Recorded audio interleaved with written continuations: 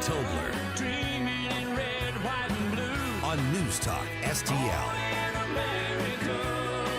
Where we dream as big as we want to. We all get a chance. She hates when I dance to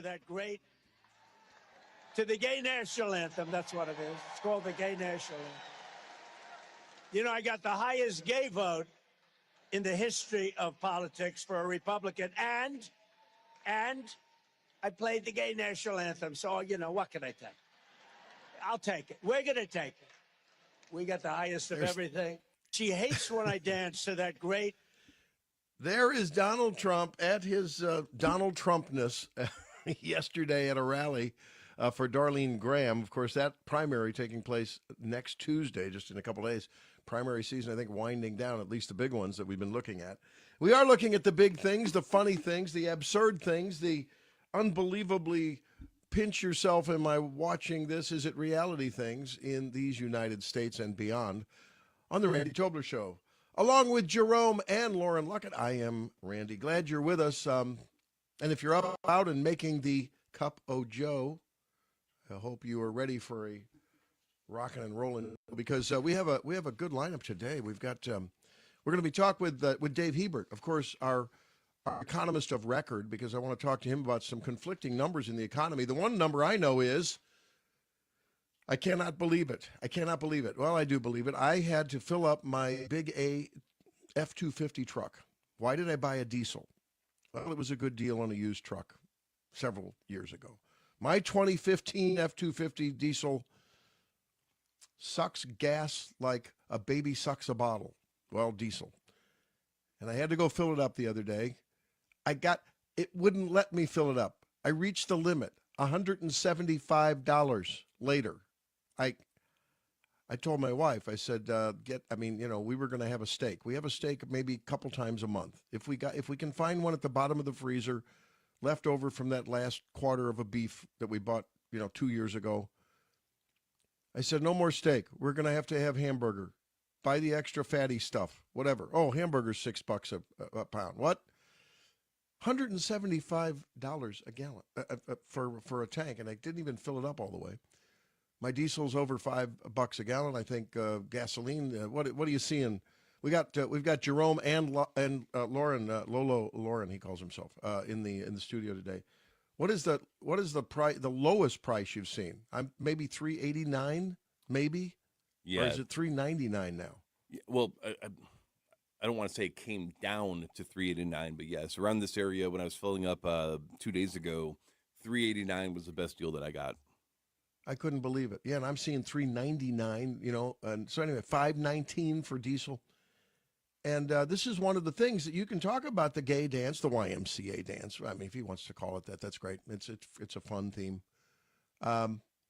You can talk about that, but I think people are talking about what they pay at the pump and what they're paying at the supermarket. Now, he lowered the tariffs on the beef, right? And so so the gay people voted for him. The gay guys voted for him in 2024.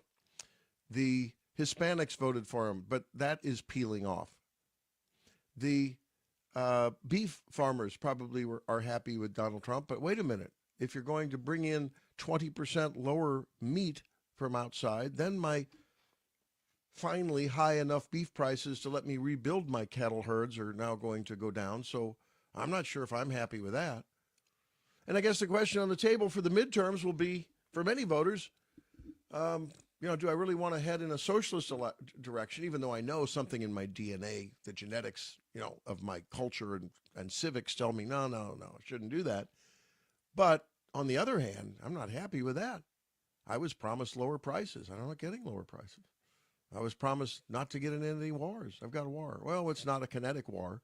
We'll ask Dave about that. What can this so-called economic D-Day, the details of which are going to be announced on Monday, what does that mean for you and me and every one of us 340 million Americans? Well, probably 320 million Americans and the 20 million invaders or more that are in our country that have no business to be here. But what does it mean for us? I mean, can we really enforce sanctions? If we do enforce sanctions, does that raise our prices yet more? Will it finally close the door on the debacle that's developed out of this Iran conflict? I think, can we all admit, maybe it's developed into that? We've spent our munitions down. We've created the Strait of Hormuz as their new nuclear weapon. Certainly not as lethal, but in many ways very, very painful. And that's a question that's going to be on the table. You know, what does it all mean? So we talked with Dave Hebert about that at 7:05, and then at 7:25 we're launching a series. First time we've done this because last week we talked with Kerry Lucas, the president of Independent Women, and you might say, Randy, what is this obsession with this Independent Women group? You know what it is? They make a lot of sense with a lot of policies that are not John Birchian. They're not Barry Goldwaterian. That's a new word, Barry Goldwaterian. They're not pure, absolute, constitutional, 18 enumerated powers. Get the federal government out of my face. Dismantle Washington, D.C., except for the mall and the Capitol and the White House and maybe a few administrative buildings. You know, that kind of. No one's that way. That's a pipe dream if you think you're going back there. But they are conservative women who are offering solutions that are actually limited government, where the answer isn't always how do we tax more and spend more and redistribute more. So they've come up with this initiative that I think we're going to unpack over the next few weeks. And it's called the Flourishing Families Initiative, because after all, can't we all admit that when the family in America doesn't flourish, America doesn't flourish, or at least it doesn't flourish as much as it could, because families were the bedrock of this culture. And going back anthropologically, the culture, the bedrock of all successful civilizations, and especially the Western cultures. And so they've come up with this several fronts that really hit us in the gut in terms of how people are suffering now. The cost of an education, the cost of health care, and on and on and on. The things that really, can kill a family's budget. And so they come up with these things. So issue by issue over the next few weeks, we're going to unpack that. And this week, with one of their experts, Neeraja Deshpande, we've talked with her before. We're going to talk about how we solve the problem of college education. And you don't have to mortgage your house if you do this right and make it affordable. So we'll see what they have to say. I don't always agree with everything, but these I think are practical, actionable, and acceptable to a vast swath of voters kind of solutions. And they might be a little template for you when you're talking with your legislators, writing them, calling their office to say, hey, this is a good idea. Would you please take up this mantle and run with it? We talk with her next hour at the 7:25 mark. And then Professor Kurt Jefferson to circle back around with the Iran conflict. What historical precedent do we have for the success of economic warfare? Because that's now what the president, the administration has said. When's the last time you've seen Pete Hegseth get up and, flourish the proverbial rhetorical, saber? I haven't seen him rattle that for a while. Have you? I think they were standing down in that regard. And maybe that's a good thing. Let the soldiers regroup, let the munitions builders rebuild, and get ready for the next conflict. Maybe one that we can never predict, because that's how those things roll. So we'll ask Kurt about that. And how successful and how able are we to enforce the sanctions that they're going to take? We heard Scott Bessent say this week that he channeled George W. Bush when he said, you're either with us or against us, talking about our allies and other nations around the world. You're either with us or against us in this matter. And if you're against us, I assume that's going to be part of the package of economic fury, the economic epic fury now. I guess, what is this, phase 2 or 3 or whatever of the war.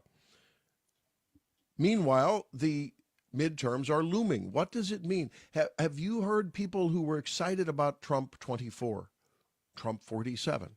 Have you heard people in your sphere say, hey, I'm really scratching my head. I'm really bewildered. What happened? Well, there was good things, no doubt. We can't forget those.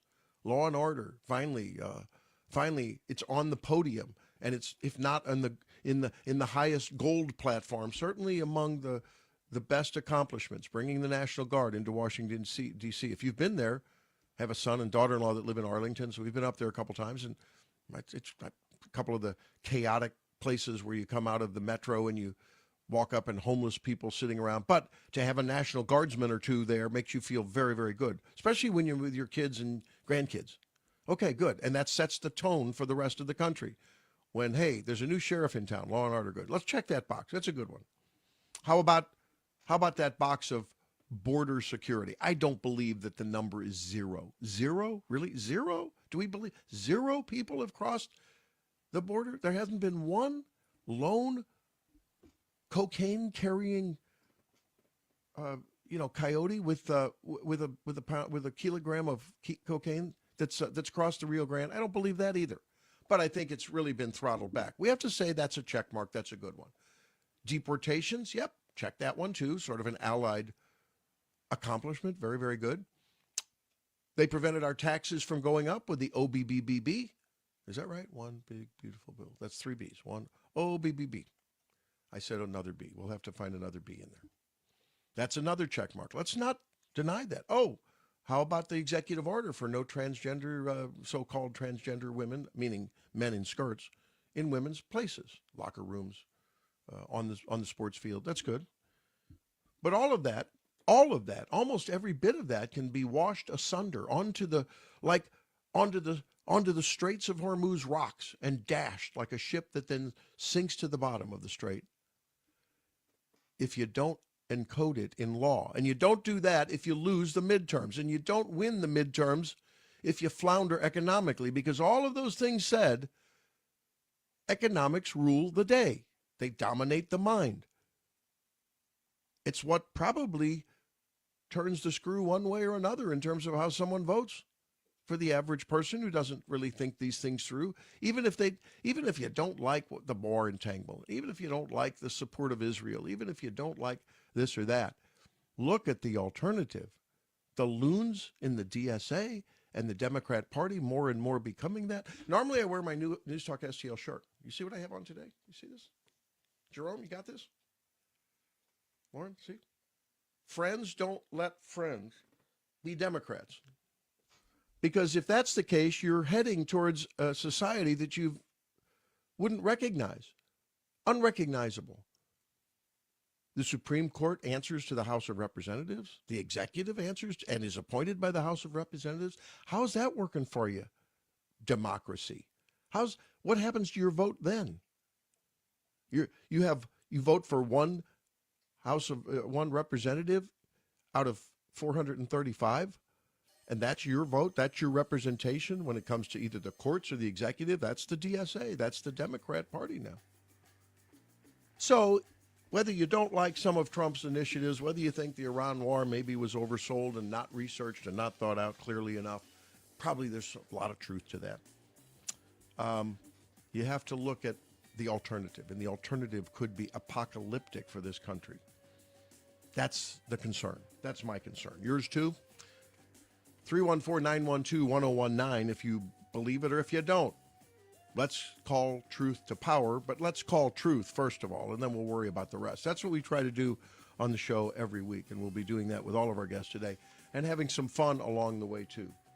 So let's step aside, and when we come back, let's talk about what not to say. What not to say if you're in a debate running for the Senate Democrat nomination in South Carolina. Stay tuned for more on the Randy Tobler Show, News Talk STL. That's 1019 94.1, and of course, all of your digital devices. We'll be back.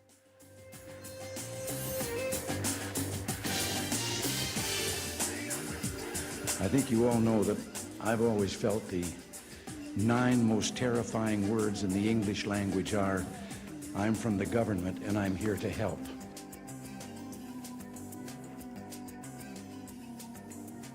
This whole thing's got me thinking about how privileged I've been. America's a wonderful country. If I were a black man, I'd be furious. We're getting frustrated. Number 1 for live and local Conservative talk. There are certain issues that we need improvement. They would rather have this country on its knees than be successful. news, analysis, opinion. We have common sense, and the Democrats have none. 1019 and 94.1. And I appreciate the discussion. St. Louis is number 1 for conservative talk. News Talk STL. JC's Wayback Machine. He was in Terms of Endearment, The Purple Rose of Cairo. He's currently portraying Ronald Reagan, and this week's A-List Interview of the Week, Jeff Daniels, was also in Dumb and Dumber. I could say a lot of things, but I guess I'll just start with, you're not right. Plus, it's back to school with a bunch of songs about the end of summer ritual. All brought to you by the Weber Automotive Group. It's JC's Wayback Machine. Every Saturday night, 6 to 9 on News Talk STL. Looking for a fresh eating alternative for you and your family? Head on over to CJ's Restaurant and Bar in O'Fallon. CJ's literally offers something for everyone, from young to old. We're a casual American eatery with a wide-ranging menu of pastas, salads, and sandwiches, all served in a comfortable, warm environment with a family-friendly atmosphere. From vegetarian options to hearty classics. We offer dine-in, carry-out, catering, and even have a banquet room for your special events. Come see us or visit us on the web at cjsofallon.com. Summer's here, and so is the freshest produce in town. At Anthony's Produce, we specialize in locally grown fruits and vegetables, straight from the farm to your table. Homegrown tomatoes, sweet corn, juicy cantaloupe, watermelon, and peaches, just to name a few. Plus, thousands of locally made products you won't find anywhere else. Need a fruit or vegetable tray for your next gathering? We've got you covered. Anthony's Produce on Jungerman Road or at anthonysproduce.com. Open 7 days a week. If you love your pet, which I know you do, then they deserve the excellent treatment and care they'll receive at Pacific Animal Hospital in Pacific, Missouri, a full-service veterinarian facility. Originally built and grown by my dad, Dr. Bill Jones, a new generation of wonderful veterinarians and staff at Pacific continue to provide outstanding medical, surgical, dental, boarding, and grooming services for your favorite furry friends. Our family entrusts the care of our pets only to the experienced docs and staff at Pacific Animal Hospital. You should too. Call them today, 636-257-2100, 24/7 at pacificvets.com, pacificvets.com. Hey, Mike Ferguson here, and for nearly 40 years, Nutrition Stop has been St. Peter's trusted source for natural living. They've got a great, knowledgeable staff offering more than just products. They provide guidance on your wellness journey with exceptional service. From 100% grass-fed meats like elk and bison and local produce to quality supplements and clean household products. 4101 Mexico Road in St. Peter's, just off the interstate at Cave Springs and Highway 70. Got scrap metal, junk cars, or old appliances taking up space? Turn that clutter into cash. Since 1968, 21 Recycling and Scrap Metal has been the area's trusted name for recycling. We buy copper, brass, aluminum cans, scrap iron, wheels, catalytic converters, AC units, water heaters, washers, dryers, and yes, junk cars too. With our brand new truck scale on premises, getting paid is fast and easy. Old Highway 21 by Highway M or 21-recycling.com. This hour, The Randy Tobler Show, is brought to you by the ClearPath Wealth Management Group at Stifel. Request a free portfolio review at clearpathinvesting.com.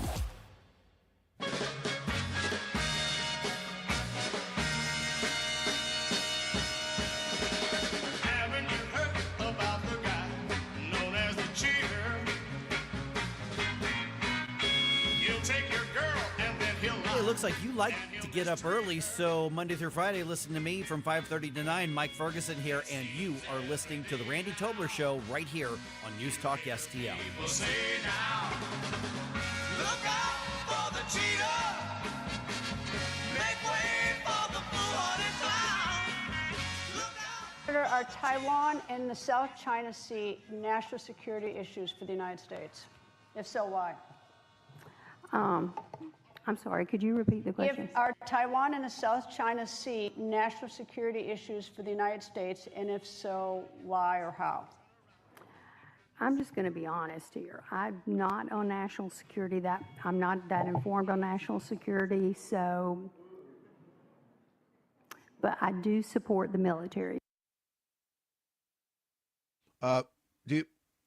Wait a minute. On the StreamYard link, welcome back into the Tobler Show. Hang on a minute. Guys, we got Jerome and Lauren holding. Is the ground shaking here, or is it just me? Wait a minute. That's what are you doing, Dr. Tobler? That's Lindsey Graham rolling over in his grave, creating a little bit of an earthquake as his sister. He's not only rolling over, he's tumbling around. His sister doesn't know. That was Darlene Graham the late Lindsey Graham's sister, that has no answer, has no knowledge, no ability to answer the question of, is what's going on with Taiwan and the South China Sea, is that a national security issue to the United States? Oh, my God. See, Lindsey, he's rolling off in his grave. He's shaking the ground. Okay, it's a cheap bit. I'm sorry. It's the best I can do. It's early on a Saturday morning. Come on, give me some break here. I got enough Joe, though, to wake everyone up, let me tell you. You got some Joe cooking there? I do. Hope you do at home. So here's the deal. I'm concerned that this cycle with the midterms, we don't have always the most quality of candidates. Now, I think she's a very, very quality human being. Very, very good. And maybe she's a very good candidate in every other way. And Donald Trump actually endorsed her and rallied for her yesterday. We played a little bit of that at the top of the program. But everything, when you hear people in the political world, and I know enough of them to know enough to be dangerous and to know enough that I don't like the political world. You probably have learned that if you've listened to the show. I don't really like it on either side of the fence. There are a few bright, shining stars. People who truly want to return this country to the constitutional principles that got us to this dance.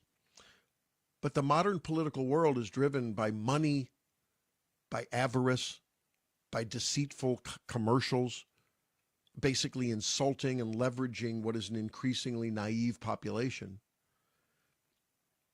And I think these parties are so busy raising money. And money's great. I like money. You like money? I like money. But it's all about who can raise the most money to pull the wool over the most people's eyes and get them to click the box, check the box, write in the pencil, mail in as many phony ballots from the nursing home as you can gather. And they don't even coach these candidates. Where was the coaching here? So in some cases, it's a candidate quality problem. In some cases, I think she's a quality woman, but you got to block and tackle, right? I don't know. I never played football. Jerome, you played football, right? No, wrestle. I did both. You play, blocking and you got to learn the fundamentals, right? Oh, yeah. It's like when you get married, the financial advisor, maybe your parents' financial advisor, because you got about, $100 to invest, and you go to him or her and you say, would you please take me on, even though I know you have to have, 50,000 to even start.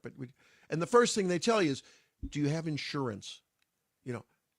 Are you saving $10 out of every check? Are you building a foundation? They talk about these foundational things.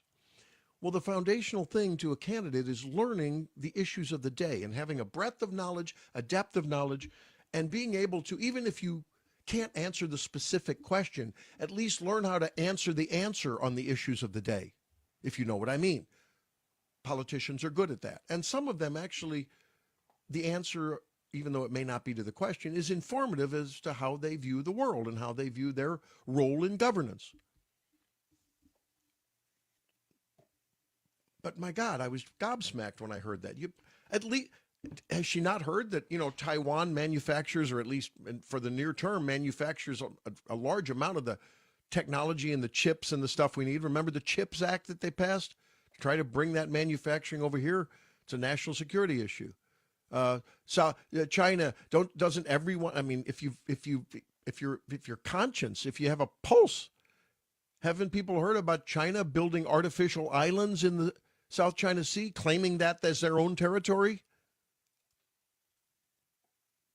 It just troubles me. And here we are when you've got talk about not only some flawed candidates, but some seriously flawed, delusional. I'm talking like psychotically out of this world policy views from the Democrats called the DSAs. And now more and more, even if you're not a DSA Democrat, you got to give them a nod and a wink and say, well, it's in a big tent. If I hear that again, it's like, oh my God, I'm a big tent party. So the DSA is okay with me is what they're saying. And dear voter, it ought to be okay with you. So at a time when historically midterms don't turn out well for the party in power, especially when the party has all the power, even though it's a skinny margin in the House, but the Senate, the House, the president, my God, historically you're climbing up the down elevator. You better coach your candidates, have them well-versed on the issues of the day, and don't let Greta Van Susteren actually throw a pretty easy, high-hanging, curveball. You ought to be able to, not hit it out of the park, at least get it out of the infield, no?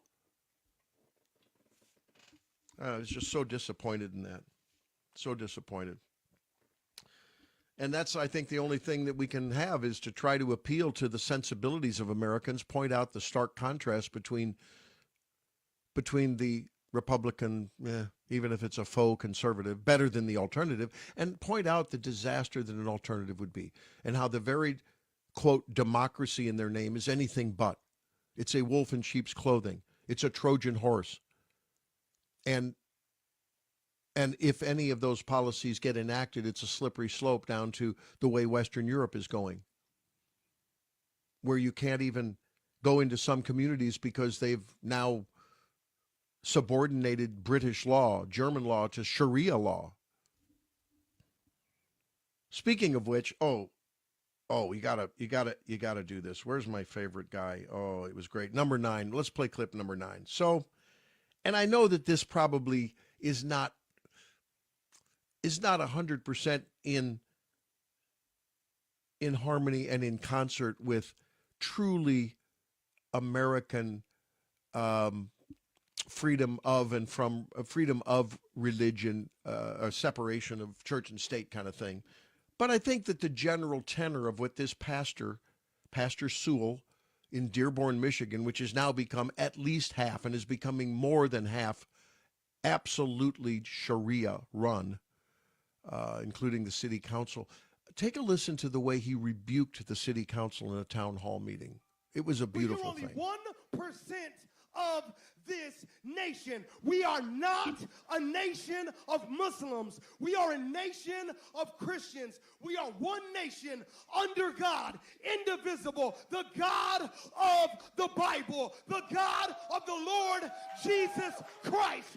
That's the God in whom we serve. I want you to prove to me we're not up under Sharia law. Will you denounce, Councilman O'Reilly, will you denounce Sharia law? Will you denounce Sharia law? I know you won't. Will you denounce Sharia law? Abraham, you went to Hillsdale. Will you renounce Sharia law? Will you renounce Sharia law? America, we have lost this city. This is a city that is no longer up under American laws. We are up under Sharia law, and we will not have it anymore. Enough is enough. And I think that pastor very passionately makes the statement, even if you don't believe that we are and should be somehow grounded and founded in basic Christian principles. Okay, can we say Judeo-Christian principles? Not now. If you endorse anything Jewish these days, even on the right, you might be in trouble. But I mean, I think the Judeo-Christian ethic in its purest form is one that we would be well instructed to embrace in our governance structure. It's worked well for a long time. Didn't get it exactly right when the rest of the world was into slavery, and so was America. They were founders and pioneers in America, even at the time of the writing of the Constitution, that wanted to abolish slavery. So there were those inklings of freedom then, and recognizing that our values didn't always match our policy, but we got it right. And those were based on truly all men are created equal. And that meant women in that time, too. It meant all people. And the Bible actually speaks to that pretty clearly. But at the very end, can we all agree that when you have a minority of this country having such an impact on governance, first locally and now regionally and even at the state level, Abdul El-Sayed, case in point, at least can we all agree that we cannot let the minority somehow invoke our own rules and laws and philosophy in a distorted, bastardized way to undermine us and undo this country and result in mob rule where 50% plus one rules the day. That will be disaster. The genius of the constitutional republic's very foundations will be undone. And it sounds good to young skulls full of mush and blue hair skulls full of mush with high levels of so-called education. They don't get it. They're somehow in love emotionally with democracy, democracy, democracy. Well, pure democracy is a disaster. It doesn't preserve the rights of the minority. The very people that the DSA and now the Democrats claim to represent and have long abused in the name of helping them, those people who are the underclass, the disadvantaged, the struggling, the minorities, the oppressed, because there have been oppressed. Their only hope is a constitutional republic run in the right way. Now, that's been eroded largely by politicians on both sides through crony capitalism, through redistributive policies that have kept the oppressed for the benefit of the politicians. We could go into that for a whole seminar. But can we all agree that we can't let a minority of people with a religious and a worldview that is absolutely out of sorts to what this country was founded on rule the day? So enough is enough. And enough must be enough if we're to save the republic. I feel so sad when I just see people wandering around griping and moaning and complaining about what's wrong and without really thinking about the solution. And especially people who have some kind of a conservative background, a traditional background, maybe raised in traditional houses, that think that somehow this DSA thing, this is interesting. 60% of young people or more, depending on the slot of young that you define it as, think that socialism is okay, that they don't recognize that the very problem that got us here is too much government in their lives, that those various domains of our life, healthcare, education, housing, yes, agriculture and food, and the distribution of that energy, are all the very domains that the government has the most influence in through either subsidy or regulation or both. And they just don't want to take the time because they're too busy watching Sunday football and whatever, baseball. And I love those things. Those are great. But no one seems to care about making the proper diagnosis, because if you don't make the right diagnosis, that it's too much government that got into the things that are important to our life, that actually took away a free market. We don't have a free market anymore. We have a government-manipulated and distorted market in the most important things. Got a free market in LASIK. That price has come down. Got a free market in big screen TVs. That price has come down. In the areas in healthcare where there's a free market, I can tell you it's absolutely true. Those prices are down. Healthcare is accessible and affordable. It's the one domain that I can speak to that really is a template for, I think, what's wrong with many of our big domains and how they could be fixed. But because of people's naivete, they don't listen to sources like NewsTalkSTL and a few other, traditional conservative, truly conservative-minded, sources. The prescription is all wrong. It's like taking strychnine for a pimple. Well, it's not a pimple anymore, it's a boil. But I digress. When we come back, I was struck by a Springfield, Missouri news anchor who was able to actually be humble and laugh at herself. Our politicians would be well served by her example. When we come back on the Tobler Show, straight ahead. The only reason why I'm here is because it was between foster care or Dr. Randy Tobler. Look out for the cheetah. Make way. If you have a phone, you have a radio. Download the all-new NewsTalk STL app. Love the all-new NewsTalk STL app. And listen anytime, anywhere. I want to share something with you. Cooking a pizza using coal creates an amazing pizza. Only one place to get it, Napoli Brothers Pizza and Pasta in Chesterfield. Of course, they offer a wide variety of pasta, but you just visit the website napolistl.com, dine in or take out, and get ready for patio season. Napoli Brothers Pizza and Pasta in Chesterfield Valley. Try it. You can thank me later. Calling all patriots. Join the St. Louis County Republicans for the annual Lincoln Reagan Day Dinner, Saturday, September 19th at River City Casino. Our keynote speaker, Newsmax personality, Rob Carson. Enjoy a full night of fun and information alongside state and local officials and candidates. It's an evening you won't want to miss. Dinner and program, just $75. For tickets, email reneeartman@hotmail.com or call 314-398-6667. License number GL250000615. Hey, Dad, what causes drains to clog? Grease, hair, soap scum, and tree roots. Tree roots? This town has old pipes and big trees. They find each other. They grow inside pipes? They bust into pipes. Whoa. Once they're in, the water stops flowing. Can we fix it? The big green grasser machine can fix any clog. Green is always grasser at grasserhomeservices.com. Tony Colombo here for Gutter Pros and Exteriors, your all-in-one service team that brings years of experience and quality that's affordable right to your doorstep. Christine and I discovered Gutter Pros and Exteriors when we bought our home and inherited a gutter problem. And they've also repaired siding damage on our home because along with gutter repair, gutter installation, and leaf protection, the Gutter Pros team are also the best for repairing other exterior damage, including fascia, soffit, and all siding repair and installation. Learn about all the ways Gutter Pros and Exteriors can help your home or business right now at gutterpros.com. Hey, folks, Jamie Allman here for Newstedter's Fine Jewelry right there at Doherty Ferry and Big Bend. WowDiamonds.com. It's Wow Diamonds for a reason. These are beautiful lab-grown diamonds. They are gorgeous. They will blind you when you walk in and see them, but that's a good thing.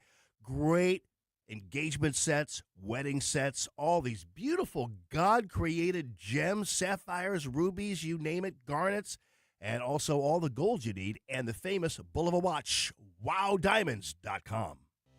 Hi, it's Mark Harder with RE/MAX Results, the largest RE/MAX franchise in the region. The summer housing market is hot, and the fall market looks to be as hot. If buying or selling a home is in your future, it is time to act now. Someday is not a day on the calendar, but today is. Call me, Mark Harder, for fast results. RE/MAX Results, 314-852-8933. 314-852-8933. And start packing. This hour of the Randy Tobler Show is brought to you by the ClearPath Wealth Management Group at Stifel. Request a free portfolio review at clearpathinvesting.com.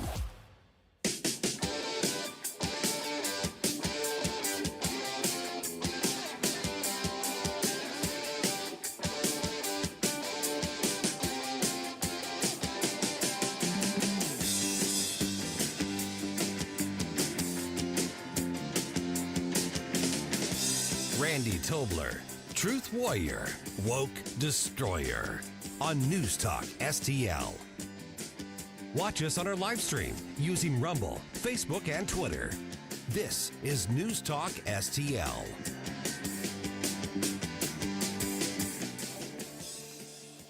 Hey, welcome back into the program. Thank you for being here. We'll be here till 9, and we're just to give you a little heads up of what's up ahead. Next hour, we talk with one of our faves. That's Dave Hebert about the economy. Some conflicting news. I saw the leading economic indicators came out good for July, but some consumer sentiment numbers not so good. Walmart's didn't meet revenue projections, and that by the analysts, at least the ones I've read, say that's not good for consumer sentiment and spending. I know. I told you earlier I had to spend the meter stopped. The diesel pump stopped at 175, and I wasn't yet full because of the price of gas. I had a limit there. I don't know why they limited it to that. Why can't I fill up my tank? But that's another issue. Maybe I find another station.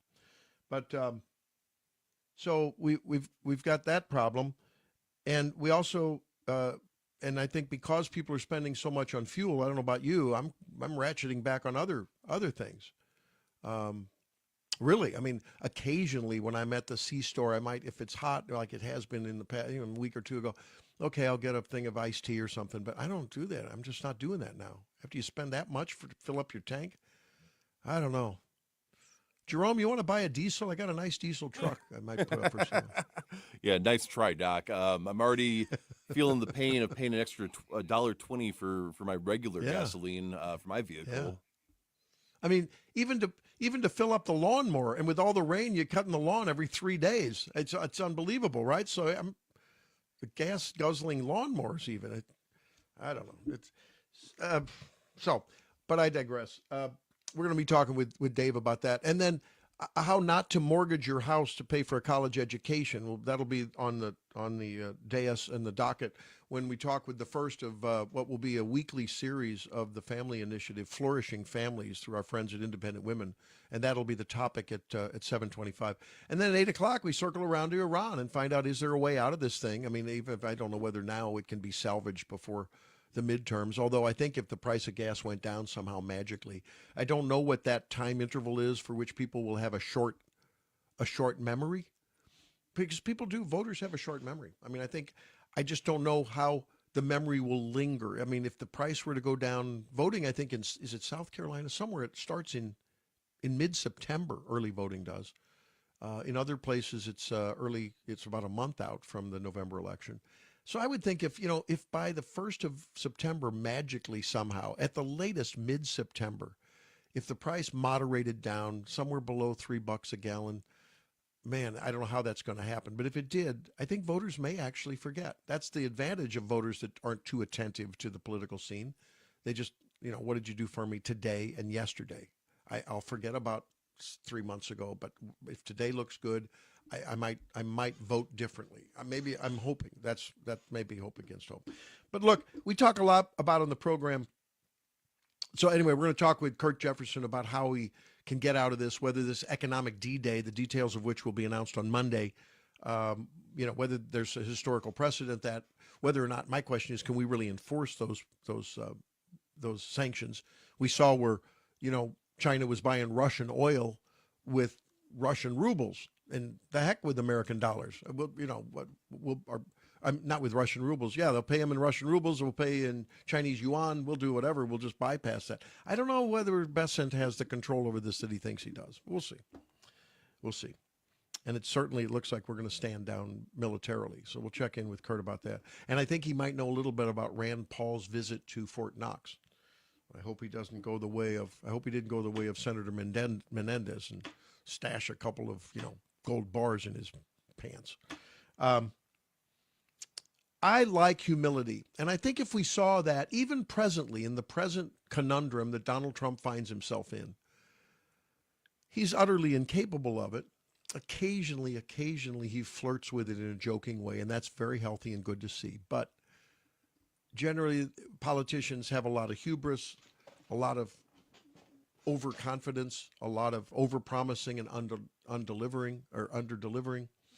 And maybe that's considered good and strong in leadership. It's never been a quality that I think is good and strong. Confidence expressed in the context of humility is a beautiful thing in my estimation. How about yours? I think that it's nice when someone is confident and says, look, we're in the right ballpark here. I may not be quite in the right section, but at least we're in the center field now. And, we got to find the right section, but we're getting there. And bear with us. Trump tried to say that a week or so ago when he said, or maybe it was last week, that paying higher fuel prices is a reasonable thing to ask Americans for a measure of safety with no nuclear weapons, at least knocking them down, if not out, for the near term, for the medium to very long term, but not maybe forever. I think that's reality. And to take out their ability to at least spread as much carnage as they had throughout the neighborhood, including on our bases and our soldiers in those bases. But, we've got to rethink this, and we didn't get the best intelligence, and intelligence is always a little bit off. It's as close as it can be, but it's never 100%. We can't predict every bit of where they are and where they're going with their strategery and that was a George Bush thing, their strategery, and their tactical methods, that is the Iranians. And so we're having to recalibrate, and we'll get it right, but bear with us. I think that was, if he'd expanded on that, that's good. Humility is a good thing.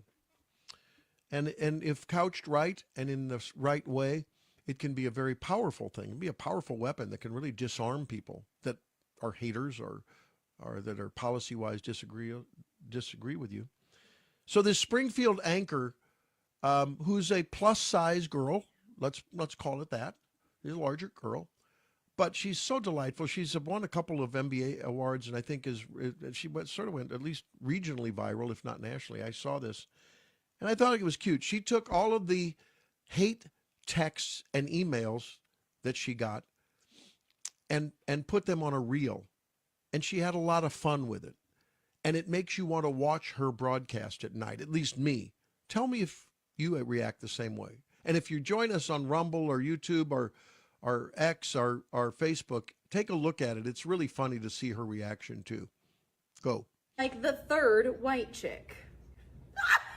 Oh no! Oh no! You want to talk about mother? I know about 5 thick news anchors, and she's 3 of them. He's thicker than zoo glass. Touch baby. Thicker than train smoke. Built for breeding. Tonight at 5. Brissasaurus over here with guns big enough to stop the next meteor. Guys, when did Sabrina Carpenter eat Sabrina Carpenter? Sources tell us she power slap thick. Cringe, loud, obnoxious. These words and more to describe your mom when we come back. You look like you can take a punch. The Pokemon called Jigglypuff, but in human form. And I do think we have a picture of the... There she is. Going to get a citation for parking that dump truck on the sidewalk. I got a CDL, baby. All right. Okay. So now, I don't know about you, but I find that refreshing. Being able to laugh at herself and enjoying, letting people be haters and let the trolls be the trolls. Jerome, how did you react to that? I wish I had haters that creative. All the haters that we have are just mean. I know. They're not even funny or clever. They're just rude. But I mean, isn't that refreshing? I think it's great. And if politicians did more of that, I think they would ingratiate themselves to the American public and their electorate. Make fun of yourself, right? Eric Schmidt, in a moment of triumph when he was the GOAT at the congressional baseball game and his nose met the warning track when he made that great catch, he had a lot of fun with it, Now, that was in the context of making a big league catch and taking one for the team. So, I mean, he had both virtues there. He wasn't ashamed to say, man, did my nose ever take it there? But we'll be okay. And he had fun. It went right on Lori Ingram, I think, the next night, if I'm not mistaken. In the context of what was really a sacrificial, at least metaphorically, a sacrificial effort. That was a good thing.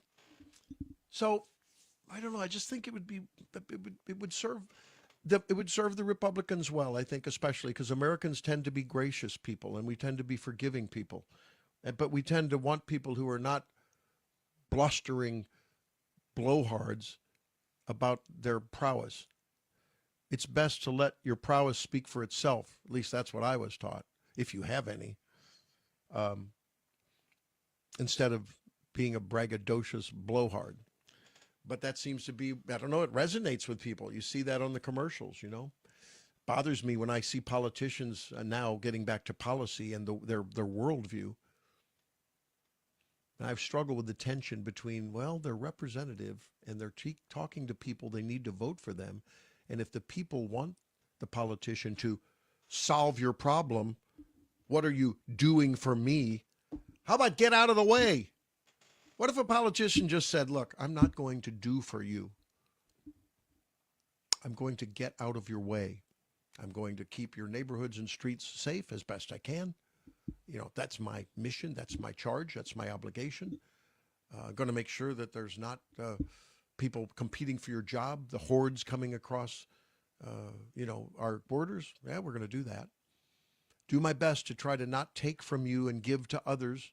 You can do that if you want, but that's for you to decide through your charities or through your local or state government. But at the federal level, ain't going to do it. Where's the politician saying those simple, fundamental things? I don't know. Well, we'll scratch our head. I've done it so much, I don't have much hair. That's what's happened over the years. Scratch my head going, wow, it seems so simple, doesn't it? But anyway. Hey, let's have some fun and talk with Dave Hebert. It's always great when we have our economist of record talk about that.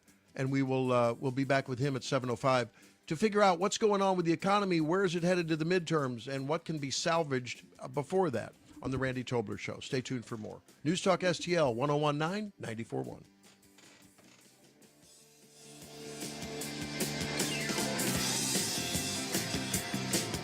Randy Tobler, Truth Warrior, Woke Destroyer on News Talk STL. Simply Health with Dr. Brian Deloney. Statins lower cholesterol, but do you know how they actually work inside your body? And what if there were natural approaches that work through completely different biological pathways? This week, we're diving into cholesterol science you probably never learned. Don't miss it. Simply Health with Dr. Brian Deloney. Saturdays at noon on News Talk STL. To find out more about Simply Health Integrated Medical, log on to simplyhealthintegrated.com. State Freedom Caucus Unfiltered, Sunday nights at 7 on News Talk STL. Hear all the behind-the-scenes stories about what the State Freedom Caucus is doing across the country, directly from the legislators and the people that are doing it. State Freedom Caucus Unfiltered, this Sunday night at 7 with your host, Tim Jones. State Freedom Caucus Unfiltered, now Sunday nights at 7 on News Talk STL. Hey, your business already has the data, but it's scattered everywhere. Prism.ai brings information from your systems all together, talking to your business in plain English. Go to Prism.ai, complete a quick 2 to 3 minute qualification, then book a conversation, and PRI Global will help you create a program custom designed around your business. Prism.ai. Prism.ai spelled with the number 1. Prism.ai. The Vic Porcelli Show. Perjury is not a thing anymore if you are testifying against Donald Trump. Right, but they're under oath. So was Cassidy Hutchinson. You're right. No. Cassidy Hutchinson was under oath. No, you're right. Saying and she that lied. Donald Trump grabbed the wheel of the beast when she wasn't even in the car. It was hearsay to begin with, and nothing happened to her. Nothing happened to Liz Cheney, who coached her. You're learning my cynicism from me. That's right. That's right. Vic Porcelli, live and local, weekday mornings at 9 on News Talk STL. A Disney cruise is no ordinary vacation. It's an adventure, a fairy tale, a dream. Step aboard and discover where favorite Disney characters meet fun for the whole family, where total rest and relaxation meet the ultimate escape and excitement, where a dream vacation meets a magical cruise. Only on Disney Cruise Line, where magic meets the sea. Magic Expeditions will make planning your Disney cruise easy. Reach out at magicexpeditions.com.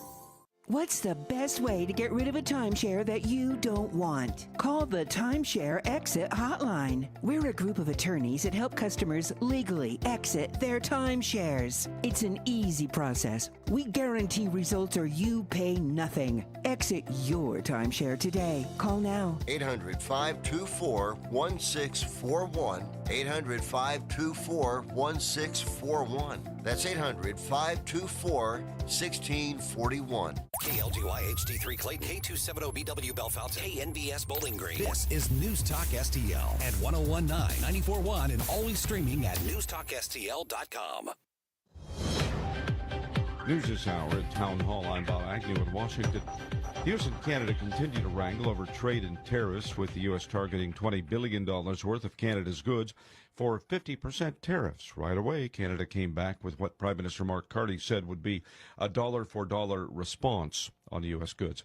The Energy Department investing $500 million to modernize a major steel facility in Middletown, Ohio. The Trump administration says the project will protect 2,300 American jobs and strengthen the domestic supply chain. Cleveland Cliffs plans to upgrade its blast furnace, generate electricity from mill gases, and recycle industrial byproducts. Supporters call it a step toward restoring U.S. manufacturing and reducing dependence on foreign suppliers, while acknowledging taxpayers shouldn't have to subsidize the industry forever. Richard Boyd reporting. Some more observers believe President Trump's words could be nearly as influential as military force in challenging Iran's ruling regime. Analysts say President Trump should spotlight the mullah's brutality, corruption, and hypocrisy, including the privileged lives of regime elites abroad. They argue that stronger communication tools, including efforts to bypass internet blackouts, could help Iranians organize and resist. Supporters believe exposing Tehran's propaganda may be critical to turning public anger into a movement for freedom. Ken Lorman reporting. New CDC figures highlighted by the Trump White House show a sharp decline in overdose deaths in 2025. Supporters say the numbers prove President Trump's border and cartel crackdown is saving lives. Synthetic opioid deaths fell 22% from nearly 49,000 in 2024 to about 38,000 last year. Overall overdose deaths dropped by 14%. The administration credits tough border enforcement. Larry Elder here. When it comes to supplements, two things matter most. It works and you can trust it. Rather than tell you about Relief Factor, we'll let our customers do it. We hear from people every day whose lives have changed, and we'd like you to hear their stories. Mark was in tears from his daily hand joint discomfort. But after a week on Relief Factor, he felt 50% better, and now he barely notices any pain. Loves our customer service. He's so happy, he's spreading the word. And Mark is just one of many. I'm one of them. I take Relief Factor every single morning for back issues. I don't take Relief Factor, my back issues come back. They make it easy to find out if you'll be the next person telling us Relief Factor gave you your life back. 3 weeks for just $17.76. Go to ReliefFactor.com. That's ReliefFactor.com. Or call 800-4RELIEF, 800 the number 4-RELIEF. You'll connect with our friendly local team, and they will do everything they can to help. We hope you'll soon be sharing your story with us as well. ReliefFactor.com, 800 the number 4. This hour of News Talk STL is brought to you by Stifel, serving investors for over 130 years. Contact your Stifel financial advisor at stifel.com. That's STIFEL.com. At Body of Health, we're a small but mighty family operation with big ambitions for your health. I'm Helene Tobler, and I'm jazzed about how our MRI-grade body composition analyzer is putting personalized health and wellness on steroids. It helps me and Dr. Tobler, that's my husband, refine the advice we give to help you feel better and live longer. Body of Health, trusted, discerning, affordable health care the way it ought to be.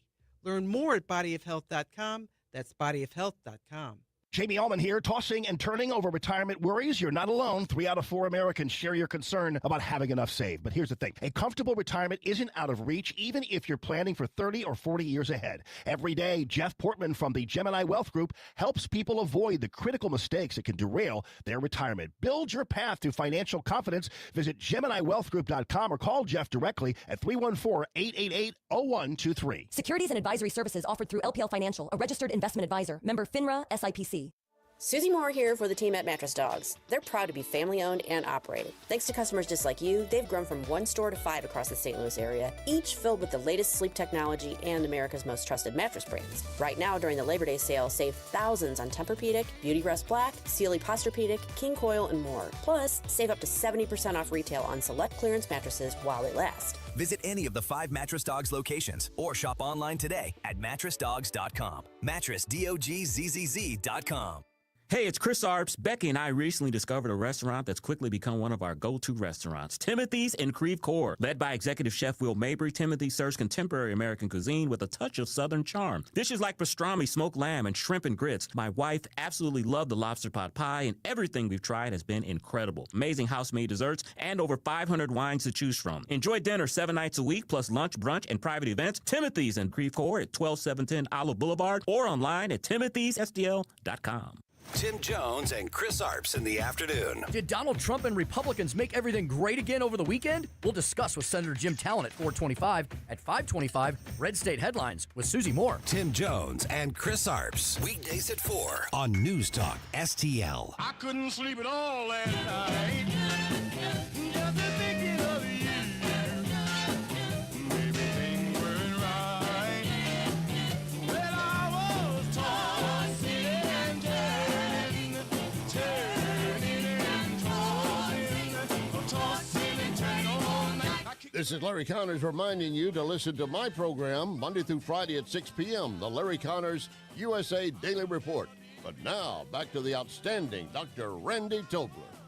It is a 1-2 punch. We have the blockade, and we are going to have the toughest sanctions in history. And I will tell you, this will work. It worked in Venezuela once we put up the blockade. It is working in Cuba right now. and it is going to work in Iran, and we are going to collapse this regime. Does it include? Well, there's Scott Bessent saying we are going to now unleash economic fury and we're going to collapse this regime. That's really one of the most overt regime elimination statements I've heard from this administration. I mean, I know that's Bibi Netanyahu's goal. I think many of us realize now nothing's going to change until we collapse the regime. But the question is, as they do that, what does it mean for us? When we have other things to talk about with our friend and the economist of record for the Tobler Show, that's Dave Hebert, our great, great friend. And we thank you for joining us, Dave. And now a regular in the pages of the Wall Street Journal, might we say. We should get that out there. No, I'm serious. That's a big deal. That's a big deal. When you get published, I heard Dave, welcome in. And I got to tell you, I heard someone say the other day that they sent a contribution in there, a proposal, a piece in, and they get 500 a day, or they get a lot of submissions. So for you to be selected out of the multiple submissions they get, that means that's really a big deal. So kudos to you. Congratulations. No, thanks, Randy. Thanks so much. All right.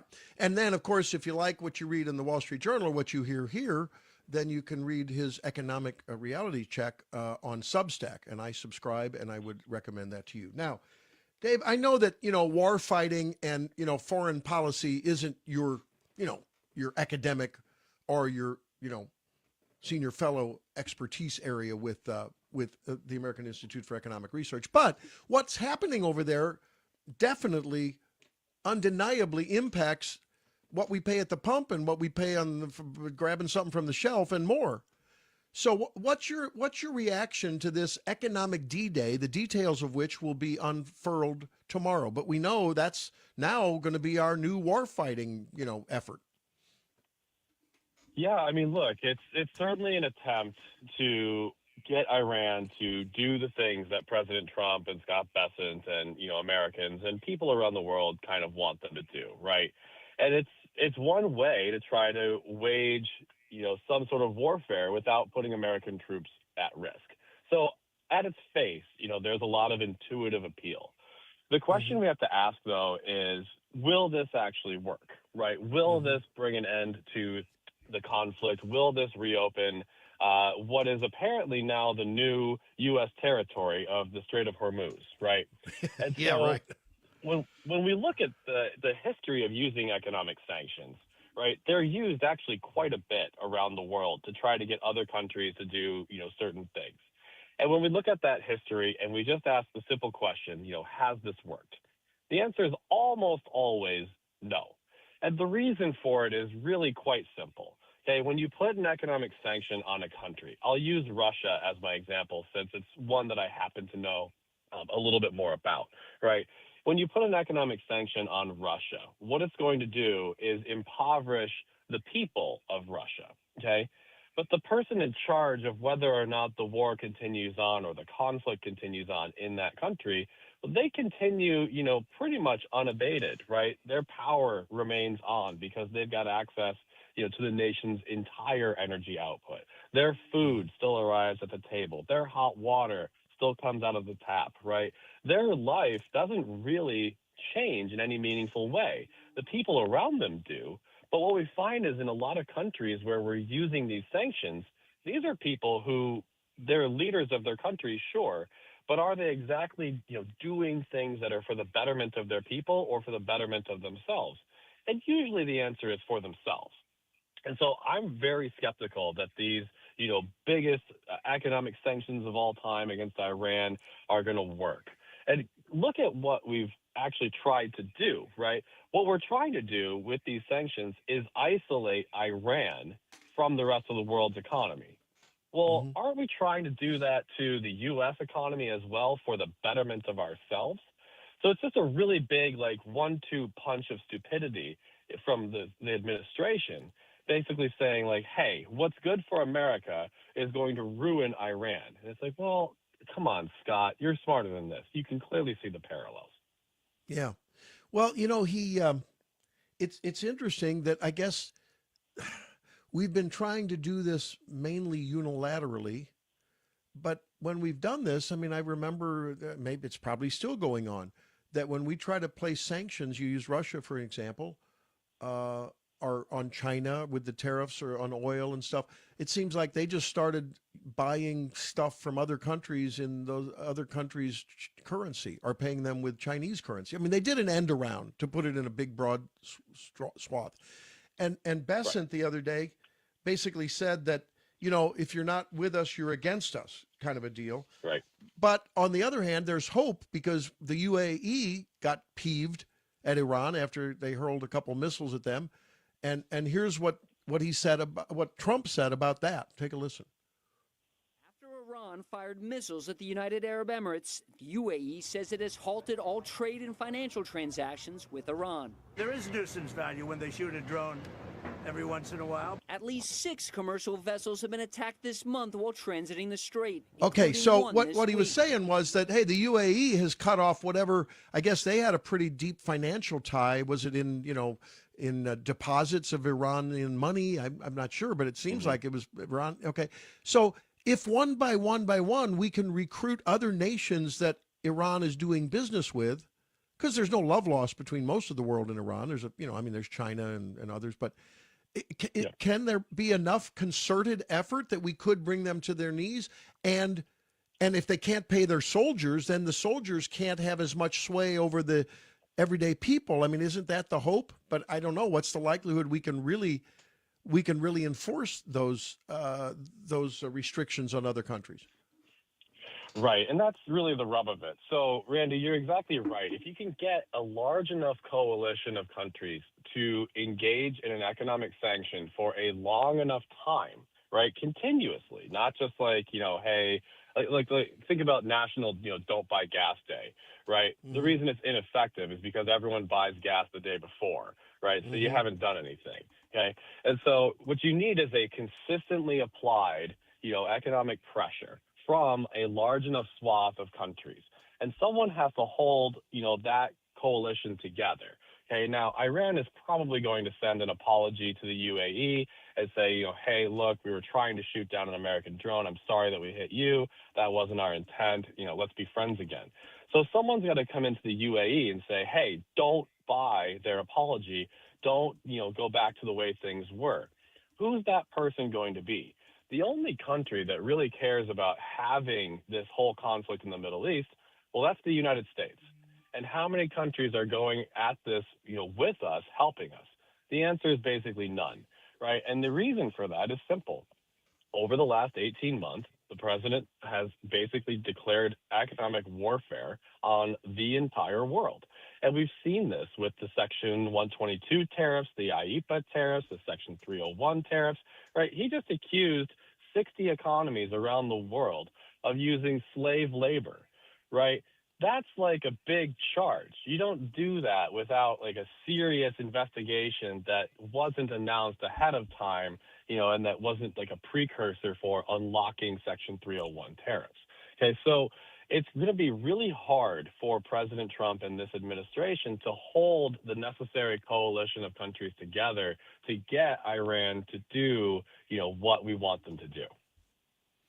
All right. Well, and that's the thing. I mean, there's a lot of hoopla over this, and a lot of expectations that are created. But I think we've seen, unfortunately, in this effort, as in others, that you know, there's a lot of over-promising and under-delivering, and I hate to see that, because the president has done so much good in terms of closing the borders and law and order, and at least tamping down an increase in our taxes, and then for some decreasing our taxes. We can't deny that, but on the other hand, when I pay $175 for my big 250 diesel sucking truck, would you like to buy a truck cheaply? Would you like to buy one? I've got a diesel truck. I'll sell you, Dave, real cheap.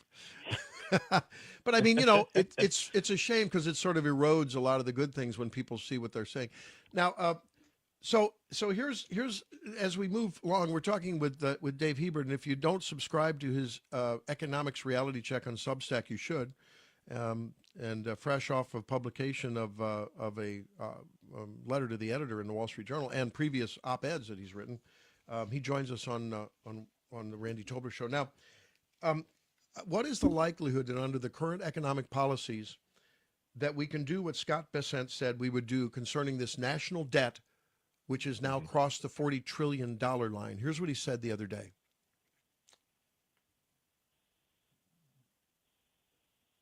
Do we have that?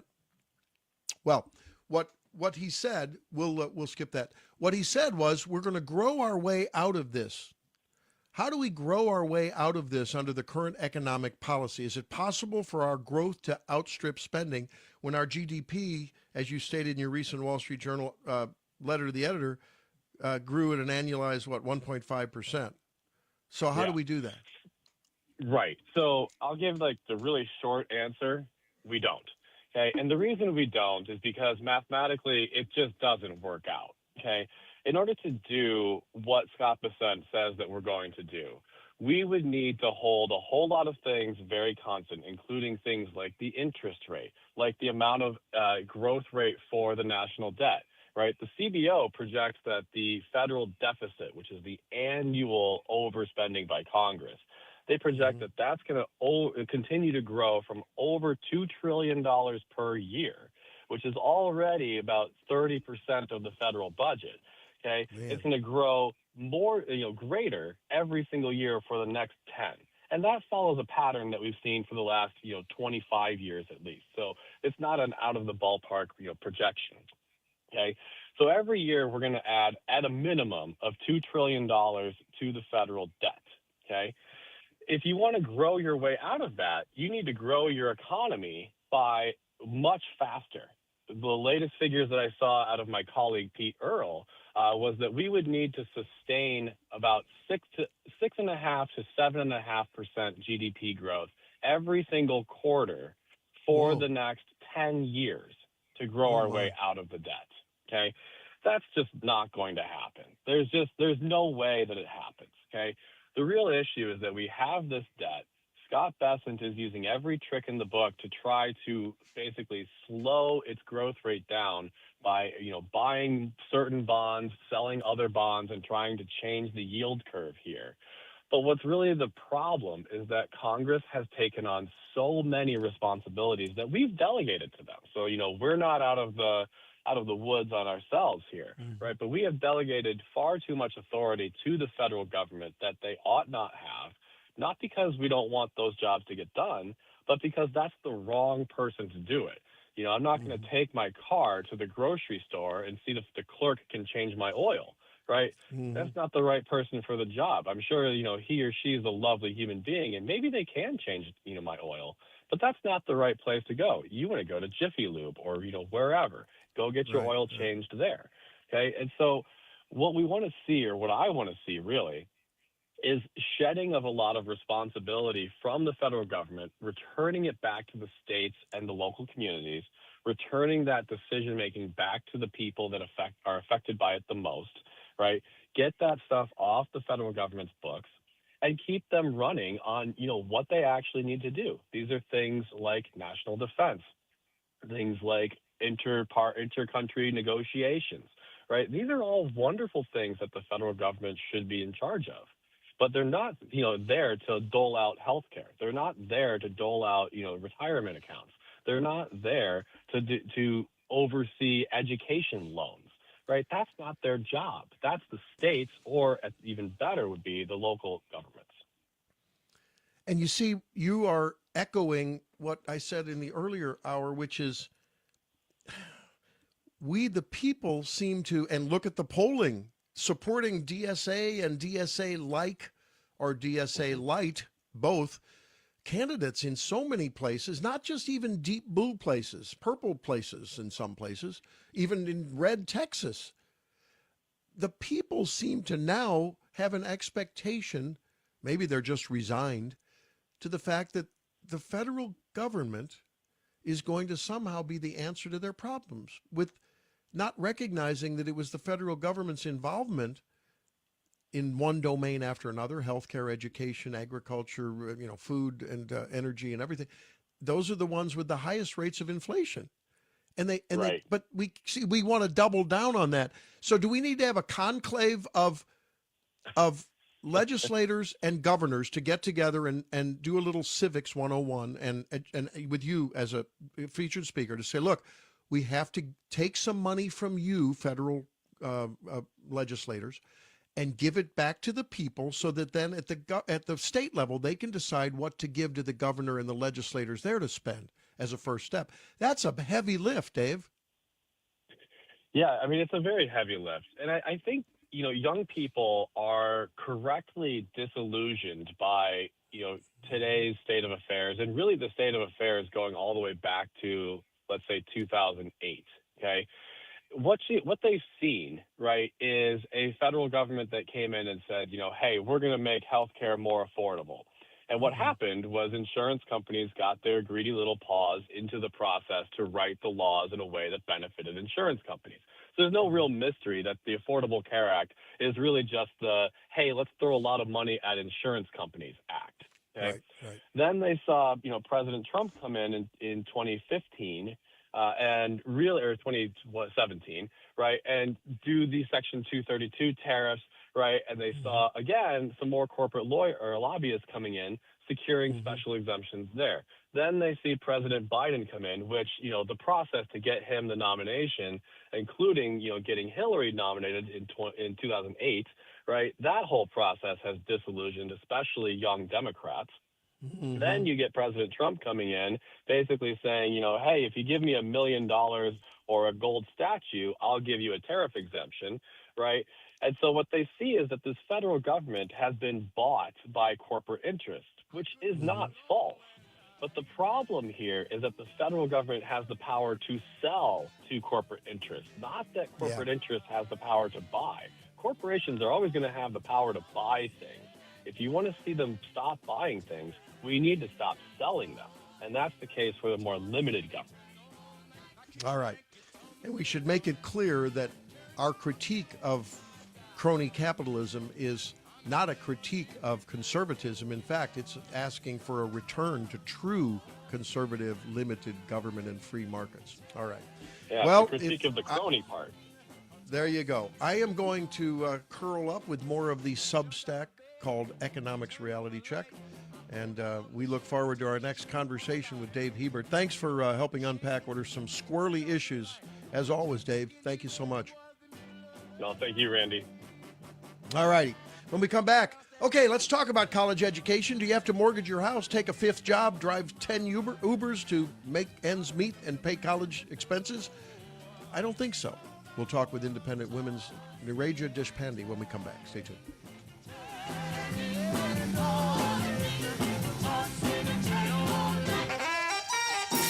News, analysis, opinion. Thank you for taking my call. Thank you very much for taking my call. Every day, something new. No one else is really talking about this. I'm glad you're fired up about it, too. Trump's doing the right thing. There's so many issues. It's over. I think you're politically wrong. Very upset. I will have to agree with you. You're one of the sweetest guys in the world. For a guy who's so bad on politics. 101.9 and 94.1. Your platform is really, really important to us. St. Louis is #1 for conservative talk. News Talk STL. Retirement planning used to be easy. You put in your 40 years with the company, get the gold watch, and life's good, right? Wrong. Randy Tobler here. Planning for retirement today involves balancing critical decisions regarding your investments, pensions, Social Security, and more. That's why I'm urging you to start planning now. It's also why you should connect with the ClearPath Wealth Management Group at Stifel. They bring a combined 100 years of wealth management experience to help you with your retirement plan. You can hear Stifel financial advisors Bob Stockdale and Eric Robert every Saturday morning at 9 during On the Money here on News Talk STL 101.9. Their team is ready to help you design your retirement plan with the care and commitment you deserve. Request your complimentary retirement plan consultation today at clearpathinvesting.com or call 636-695-2650. That's clearpathinvesting.com or 636-695-2650. Stifel Nicholas and Company, Incorporated, member SIPC and NYSE. Dive into adventure with Great American Divers. We're your local veteran-owned scuba center offering PADI certification courses, equipment repairs, and dive travel opportunities. From beginners to experts, we got you covered. Kids can join our SEAL Team classes, and we even host pool parties. Our experienced staff is passionate about teaching, and we're the only center in the area with our own indoor heated pool. Great American Divers on Central School Road in St. Charles. Visit greatamericandivers.com. Great American Divers, where adventure runs deep. Hey, it's Mike Ferguson. Mario's Donut Restaurant, that's your place to go for breakfast, lunch, and dinner. From mouth-watering sandwiches, omelets, delicious gyros, and Mexican dishes, to their revamped menu with cannolis, tiramisu, baklava, and danishes. And don't forget those famous donuts. Dine in or carry out, Mario's friendly staff is ready to serve you with love and care. Mention NewsTalkSTL when you visit, or just visit mariosdonutrestaurant.com. When insurance companies know you're represented by Under Law, they know Under is not going to let you be pushed around. Their reputation is built on years of courtroom battles. If you suffer an injury or damage to your property, serve the insurance company notice you have Under Law on your side. A St. Louis firm you can trust to protect you at every term. Don't settle for less. You want to win? Believe me, Under wins. Under, O-N-D-R, underlaw.com. Dude, this house is perfect. Crumbs everywhere, sticky counters. I've already texted the colonies. Sweet, I'll bring my 500 cousins. This'll be the biggest ant rager of the summer. Let's party! Wait, oh, what's that sound? Oh, no, it's those trucks with the green wheels. Party's over, man. Party's over. This is Derek, the owner of All Solutions Pest Control. We'd love to help you out. Give us a call today for a free estimate at 636-486-7888. If a pest-free home is your goal, call All Solutions Pest Control. Hey, is that a faucet running? Nope, that's not a faucet. That's a river rushing through the forest. It is? Yeah, forest rivers provide over 100 million people with clean water to drink. The water comes straight from the forest to us. In fact... What? I can't hear you because of the vacuum. That's not a vacuum. That's the trees in the forest cleaning up the air we breathe. How do trees clean the air? They soak up the dirty air on their leaves, branches, and trunks, which means clean air for us. Cool. I didn't know that. Yep. But the forest does more than give us clean air and water. It gives us shade for hot days, birds to listen to, and trees to climb. Wow, that's awesome. I didn't know how cool the forest could be. Hey, let's go explore some more. Visit the forest today and enjoy all it does, just for you. To learn more about the forest and find one near you, go to discovertheforest.org. Brought to you by the U.S. Forest Service and the Ad Council. This hour, The Randy Tobler Show, is brought to you by the ClearPath Wealth Management Group at Stifel. Request a free portfolio review at clearpathinvesting.com.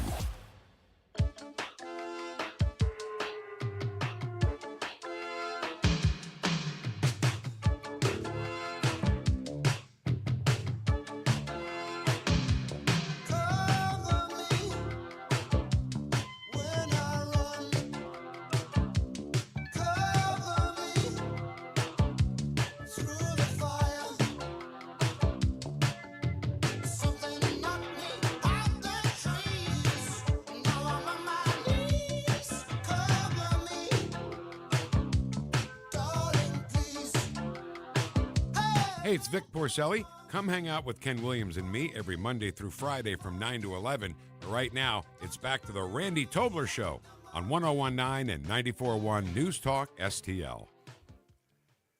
All right, well, thank you, Vic. And I know I hang out with Vic every Tuesday morning if I'm able. Sometimes patient care takes priority, and Vic honors that, and we thank him for that. But it's great to hang out with all the great people on News Talk STL that you hear here throughout the week.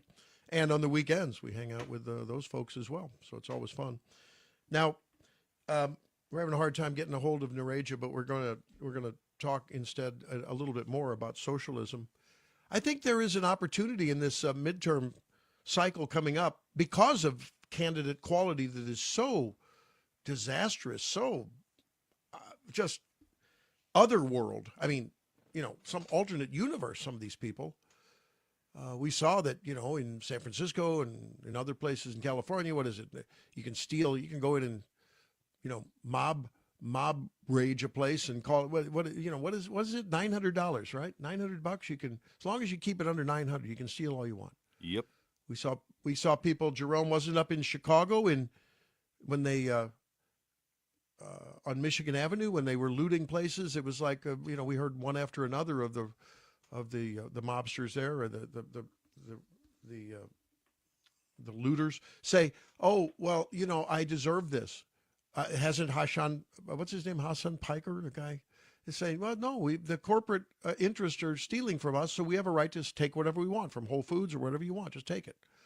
Well, here's another example of one in Brooklyn. This is a Brooklyn area lawmaker, probably at the local level. And boy, she's a real pip if you get a view of her. Whew, she's a real pip, I'm just saying. And here she is basically saying the same thing. This is their mantra. This is part of their agenda. If you want it, take it. Most of what we saw were crimes of poverty. People who were stealing things like toothpaste. People who were stealing things like, soap. And that means if you're stealing those things, you need them. And we are choosing to protect billion-dollar companies like CVS and Walgreens over the people who are struggling to get by. So I would say that the true crime is that there is such incredible wealth disparity in this city that there are people who can be thrown in jail simply for having a biological need. And so one of the things that I'm fighting for at the state level is to make sure we pass things like treatment, not jail, and that we hold the line on the incredible criminal justice reforms that we have done over the Unbelievable. I mean, look, this is an opportunity to limit the damage in the midterms. The Republican or independent or libertarian candidate, I don't care. I want them all to say it from the highest mountaintops. Look the camera and say, look, there's a lot of fixing up to do. My own party has been a part and parcel of letting corporate interests grow too big, letting corporate interests determine the regulatory environment so that competition isn't what it should be.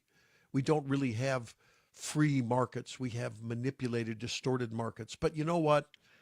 Can't we all agree that the answer is not to steal just because you think you need it? Can't we all agree that if we let that kind of crime go unnoticed and unaccounted for, then the next level of crime becomes that criminal's next initiative. And after that, pretty soon they're invading your house and attacking you and killing you, maybe raping your wife or your daughter or your mom.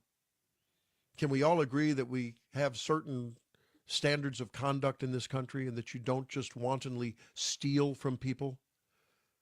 Because many of those people might be your neighbor that has a small business, for instance, might be a bodega owner in New York.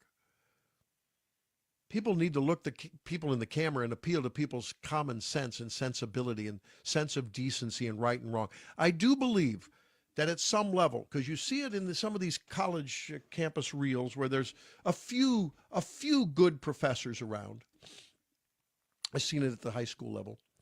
When you bring it into people's own world and you remind them, so, dear student, skull full of mush. Of course, you can't say that. You don't want. I'm saying that to our family here, Tobler family. You know, we say that at Tobler Nation. Hey, so you're in school. You've seen these. You're in school, and you're really a high achiever. You like to make good grades, right? Yeah. In fact, I get A's and occasional B. And then a smart high school teacher or college professor will remind that person that, hey, if we apply the socialist standards, because you like that, I heard you like this, take from one and give to the other through either government taxing and redistribution or stealing, if you think that's okay. Because after all, you have less than the other guy, so you should take it, because we all deserve a piece of the pie, whatever we define that as ours, and we should cut it and take it as how we define it. But you like that, right? Yeah, I like that. Well, you know what? There's people in this class that are making D's and F's. And it's just not right. It's just not fair.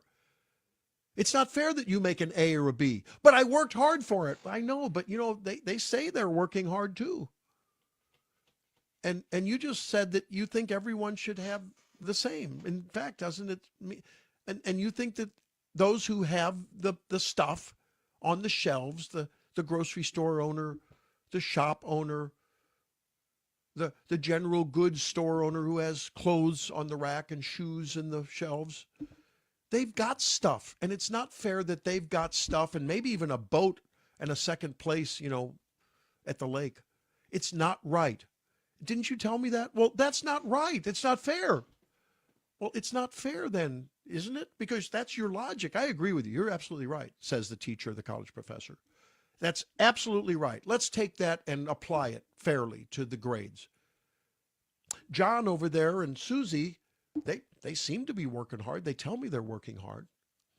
And they got a C- and a D+, and I think John got an F on one of those midterms. I'm not sure. I think we need to take your A, which was a 95% A, and we need to maybe give 20 points of that and distribute it 15 points to the guy that got the D and 5 points to the guy that got the C, and bring them up to a B and a C respectively. What do you think? Doesn't that sound fair? Isn't that only equal? Isn't that from your ability to share to their ability to need? That just seems right. We need to have those discussions, as absurd as they seem to those of you, all of you, mainly, I think, who get it. Those are the kind of ways we need to bring things into people's world, the world that they live in. And one-on-one, with a cup of coffee, if we can get them to listen and respectfully remind them that they may not really want what they're asking for in their own lives, and that there's a better way to approach this. And perhaps we can make some sense out of this all. But here's the problem. I had 2 people in the last week.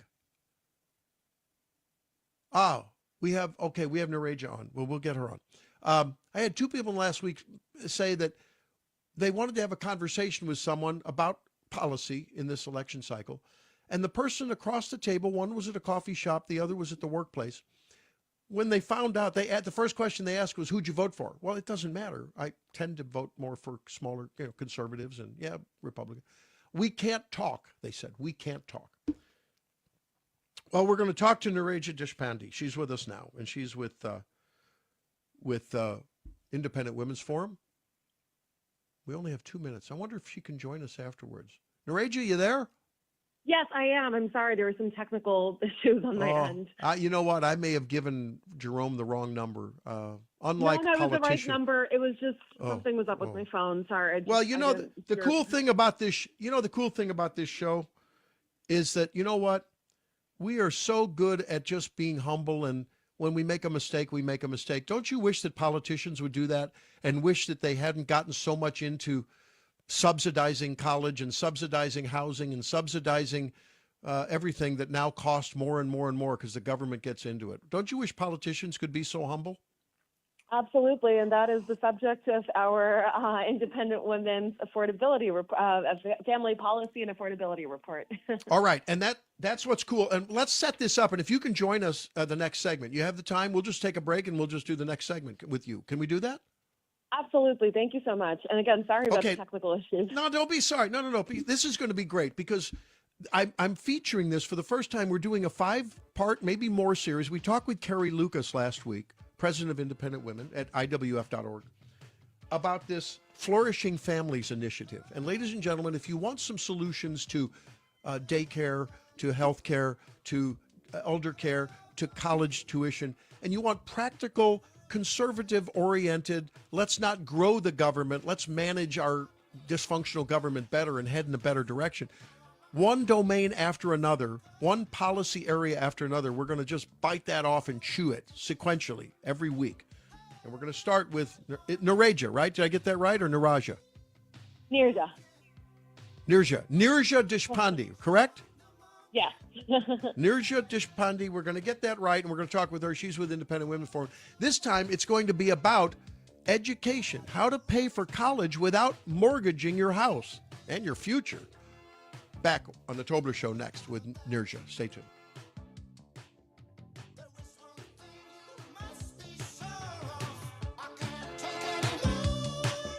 Spare me your philosophical metaphors, Doctor.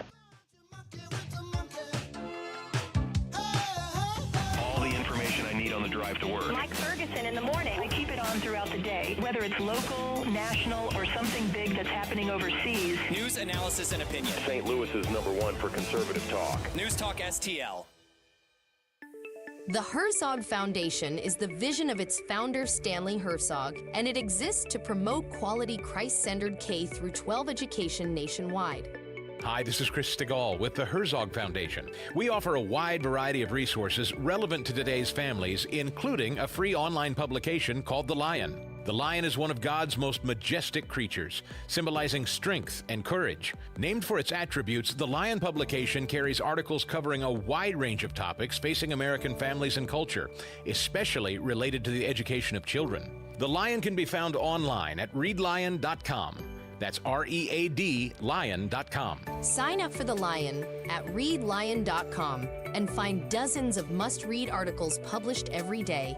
Visit readlion.com and subscribe for the weekly and daily digests so you never miss an article. Readlion.com. That's readlion.com. Renewal by Anderson reminds you, if your home is a place where everyone gathers in the summer, you know how the little things matter. Sunlight coming through the window, the patio door constantly opening for kids, the front door welcoming everyone. Everyday moments deserve windows and doors just as beautiful as the memories you're making. And that's why so many homeowners choose Renewal by Anderson for beautifully crafted replacement windows and doors designed for lasting comfort, energy efficiency, timeless style. For a limited time, take $385 off every replacement window, $785 off every replacement patio or entry door. Flexible financing is available. Schedule your free Renewal by Anderson window and door diagnosis. Just dial pound 250 on your mobile phone. Say the keyword Windows. No phone number, no searching online. Pound 250, the keyword Windows. Renewal by Anderson. Superior products, exceptional service. Tim Jones here from my great friends at Comprehensive Chiropractic, the premier chiropractic and sports performance facility in the region. How do I know? Simply put, they've helped me on many occasions. Here's another solution to your everyday aches and pains. The Studio Health and Wellness Center. Services include Pilates and yoga, both with certified instructors. I can also highly recommend the massage therapy, which is not an indulgence. It's a proven method of healing and restoration. Trust my friends at Comprehensive Chiropractic in Eureka, cchiropractic.com. That's cchiropractic.com. Hi, it's Ken Williams, and my favorite Capriati sandwich is the Cap Pastrami. You've got hot pastrami, melty Swiss cheese, crunchy coleslaw, and zesty Russian dressing. What else do you need? I love Capriati's, and you will too. On Manchester at McKnight and Rock Hill, and now in Creve Coeur on Olive, just 1 mile west of 270. I'm Ryan Seacrest. When you call 911 and ask for help, first responders show up. Now, let's show up for the people who show up for us every day and every night. Go to firstrcf.org to learn more. This hour, The Randy Tobler Show, is brought to you by the ClearPath Wealth Management Group at Stifel. Request a free portfolio review at clearpathinvesting.com.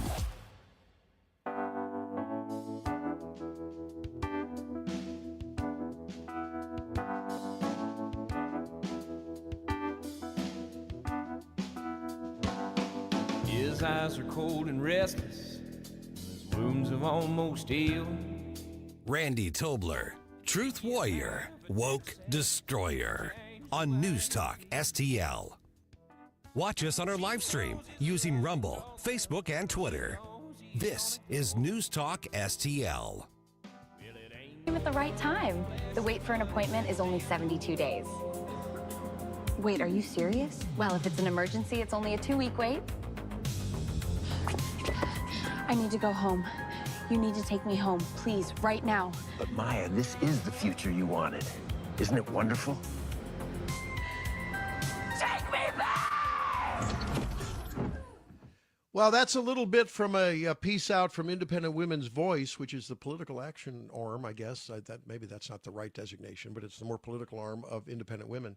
And it's basically a back to the DSA future, talking about how food and free education and free housing, not so good. Don't watch out what you ask for. You might not like what you get. Joining us is Neeraja Deshpande. She's with Independent Women and talking about education. Now, education inflation, Neeraja, has gone up and up and up and up more than general inflation. And it is really a tremendous drain on families, on individuals. We've heard about college student debt. Bernie Sanders this week says that I think it was before that, he's sponsored a bill to forgive, to abolish garnishing of wages and Social Security for people that have student debt. It's a disaster area. What's the solution? I mean, I think an education is important in many realms. Many people going back to vocational education instead of the traditional 4-year liberal arts education. What's the solution? Do I have to basically mortgage my future to get an education? Yeah, I mean, it's become an insane just drain on families, as you said, and I think it's also worth putting in mind. I mean, you said it perfectly, right? Like, this is a market that the government has spent so much money in, right? Like, it has intervened so much there, and the results we're getting are frankly terrible. And so, I mean, we think about college a lot when it comes to education affordability, but this report, we argue that actually it doesn't start with college. It starts, with K-12. And what really happens is parents feel like they have to buy homes in expensive school districts because school districts that are good, that are competent, and that are academically rigorous, those places tend to have higher cost homes, right? So you're already seeing people feeling like they're priced out of good schools because they're priced out of a good home. And I mean, we know that, the median home buyer today is like 40 years old, right? It's when people feel like they can't even start with kindergarten, it's even worse in many ways. And we think about school choice as a solution to that. So as I read the report called Putting Families First, I think the formal name is Flourishing Families, and it's a multi-domain report, and I would really recommend everyone read this because these policies make sense, and they all have they share the same foundational principles, I think, Neeraja, and that is let the money, I like to say, let the dollar follow the scholar, right? Instead of it being jurisdiction by jurisdiction. That's the way it should be with healthcare. Why should employers pay for healthcare? Why not let people have independent, keep their money and go where they want to go, so it gives them employee freedom and everything else. Is that basically a foundational way to look at your policy proposals? Yeah, I mean, that's how we definitely think about school choice. I mean, I think, when you have all this money going to schools rather than to students, we say students above systems, right? The fact that money is going to schools that are often, not great to begin with, and that, I mean, again, it locks parents into making really hard, really financially difficult decisions, especially with costs of homes being so high. I mean, that's another market that the government has intervened way too much in, right? I think one thing you think about is that these are all markets, housing, healthcare, education, the stuff that costs the most, the people rightfully complain the most about, is also just exactly what government has been taking over for decades at this point. And, we're dealing with the fallout and the consequences right now. So there are some specific bills that are working their way through, and I guess we should fairly ask the question, if policy proposals like strict scrutiny so that parents can have transparency in knowing what's happening to their kids' education. I mean, we're seeing, like we do in a lot of the government, I guess, dominated domains, we see a fall in quality. Student performance has fallen, and we've spent more and more administrative burdens, because wherever there's government money, there's administrative burden attached to it. But are these various bills that are percolating through the Congress, do they really have any chance of seeing the light of day?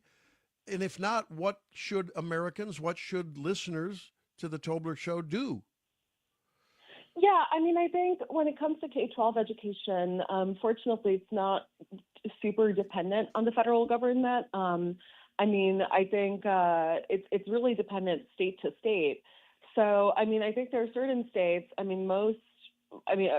this point, most states have some sort of school choice provisions and ability, like charter school expansions, and even voucher programs have expanded substantially. So I think most states are really getting there on the school choice advocacy stuff, which is really a post-pandemic development and something that I think we're very, very enthusiastic about. But I think it just comes down to that local involvement and state involvement when it comes to K-12 specifically. It is not a federal issue, which it was never meant to be a federal issue. I mean, I think that's why the administration, the Trump administration, is trying to disempower the Department of Education, right? Because having the federal government there for something that is so localized really doesn't make a ton of sense. Yeah. What do you think about college education? I heard last week that the enrollment over the next 10 to 20 years, just because, people are having fewer babies and that started 15 years ago or so. So now a lot of those non-children are non-enrolling, and our colleges are going to be looking for more money from less people. So is the face of college education going to change in a way to somehow attract people that couldn't afford it before? I mean, do you have any sense of what might be on the horizon there? Because, I mean, when people are looking at spending, $30,000, $40,000, $50,000 a year for a college education, that's out of most people's reach, even less than that, especially in the current economic environment. Are we going to head more vocationally, or what are your thoughts there? I actually think it's kind of funny. There's a lot of schools that have already been doing that. So effectively, they do what economists call price discrimination, right? So it's like movie theater style pricing, right? So if you go to a movie theater, and you're a senior or you're under the age of 12, you're going to be paying less money than somebody who's 40, and that's all of the prices kind of balance out. So colleges do the same thing, right? And that's the super complicated FAFSA form, and they're looking at your every financial transaction and every asset that you may or may not own. They're looking into everything. I mean, so colleges, if somebody's coming from a lower income family, they'll often they will give out aid, and often that aid is in the form of federal student loans, which is and private loans, which means that young people start off their lives in debt, or far too many young people start off their lives in debt. So, I mean, colleges are already kind of doing that. So they do price discriminate. They give out scholarships, and sometimes the scholarships are kind of fake, because they're really they're giving out scholarships to 99% of the class. So the sticker price is actually very, very different from the price that the students actually pay, but it's through this very complicated, slightly or actually very deceptive way of doing the math. So I think that, first of all, a lot of families don't even realize that the sticker price they're seeing is not even the price that they'll be paying. At the same time, I think a lot of colleges are just going to have to shutter. What I see in the future isn't necessarily, college becoming less important or not important, although I think it might. I mean, we'll also have to see with AI, with all these new sort of technological advances, what happens. But I actually think college will stay pretty important, but it'll consolidate. So these very small private liberal arts colleges, right? You think about Mount Ida in Massachusetts that shut down about 7 years ago. Or, I mean, there are schools across the Midwest, and in particular, that are really, they're on the brink, they're shuttering. I think those places are going to have to shutter. I don't see how this will make any sense economically, especially if, the bigger picture conditions start to get worse for colleges, which we kind of know they are. Right. At the same time, let's ask this question. We only have a minute left. We're talking with Neeraja Deshpande, policy analyst at Independent Women. But if the DSA into the Democrats get a foothold and college is, quote, free, that'll be a disaster area, won't it? I mean, in terms of the taxpayer burden to pay for that, but also we'll get a lot of folks that enroll and are just, getting, advanced basket weaving studies so they can hang out at the coffee shop, right? I mean, that would be a disaster for education, wouldn't it? Oh, absolutely. And I mean, I think it's, it's not free. We're paying for it. We're just going to pay for it with higher taxes, right? So, I mean, that's really not the solution. I think the solution is getting the government out to the extent possible. And honestly, the Trump administration's done a pretty good job of that so far by trying to cut down on, crack down on programs that have not been serving students and not giving those programs aid. So, just hope to see more of that. All right. Well, Neeraja Deshpande, thank you for being with us and flexing and hanging with us an extra segment here. I would commend everyone to read your piece. It was on Daily Wire, and I know it's all featured, that writing and others of yours, on IWF.org. That's Independent Women. Thanks for being with us. Appreciate it. Thank you so much, and sorry for the technical issues. No, you're good. You're good. We look forward to the next conversation. All right. So, yeah, I mean, look, we could be hurtling into even worse, a doubling down on the problem that got us here, whether it's K through 12 education or whether it's college. When we come back, we talk with Professor Kurt Jefferson about the Iran conflict, and is there a way out, really, to get us into a better place? Stay tuned. It's that damn old rodeo. Someone had a birthday. Yep, 50. Can't believe it. 50 years of wisdom. Great segue. We have a health reminder from the CDC. Pneumococcal vaccination is recommended for adults 50 or older. Says here, we're over 6 times more likely to be hospitalized with pneumococcal pneumonia than adults under 50. I don't love those odds. Same. Look what I found. Pfizer's Prevnar 20 is proven to help protect adults against pneumococcal pneumonia and invasive pneumococcal disease in just 1 dose, and millions have already gotten it. Continued approval may depend on a supportive study. Don't get Prevnar 20 if you have a severe allergy to its ingredients. A weakened immune system may lower your response. Common side effects include injection site pain and swelling, fatigue, headache, muscle, and joint pain. For full prescribing information, please call 1-855-213-2138. Visit Prevnar20.com or talk to your doctor or pharmacist. I'm on Prevnar20.com now, scheduling my appointment. Good idea. And happy 50th. Looking for unbelievable deals? Stop by Overstock Outlet in Lake St. Louis or Warrenton. Open 7 days a week.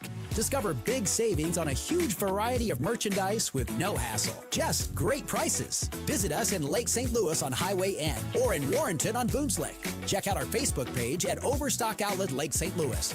Or go online to OverstockOutletSTL.com. Unbeatable value, friendly service, and you never know what we'll have at Overstock Outlet. Whatever the season, you always have a great reason to reach out to Hanson's Tree Service at hansonstree.com for all your tree care needs and so much more. Tim Jones here to remind you, Hanson's is your one-stop shop for expert insured tree care, amazing organic mulch, green resource recycling, land clearing, and so much more. Hanson services the entire St. Louis metro, and they also provide their full array of services in and around the Lake of the Ozarks. From tree care to storm cleanup to awesome mulch and more, check out Hanson's at hansonstree.com. That's hansonstree.com. Ronald Reagan once famously said, "Government is not the solution, government is the problem." When it comes to economic growth, government can be a roadblock. With red tape, regulations, and subsidies, government stifles entrepreneurship and also props up businesses that deserve to go under.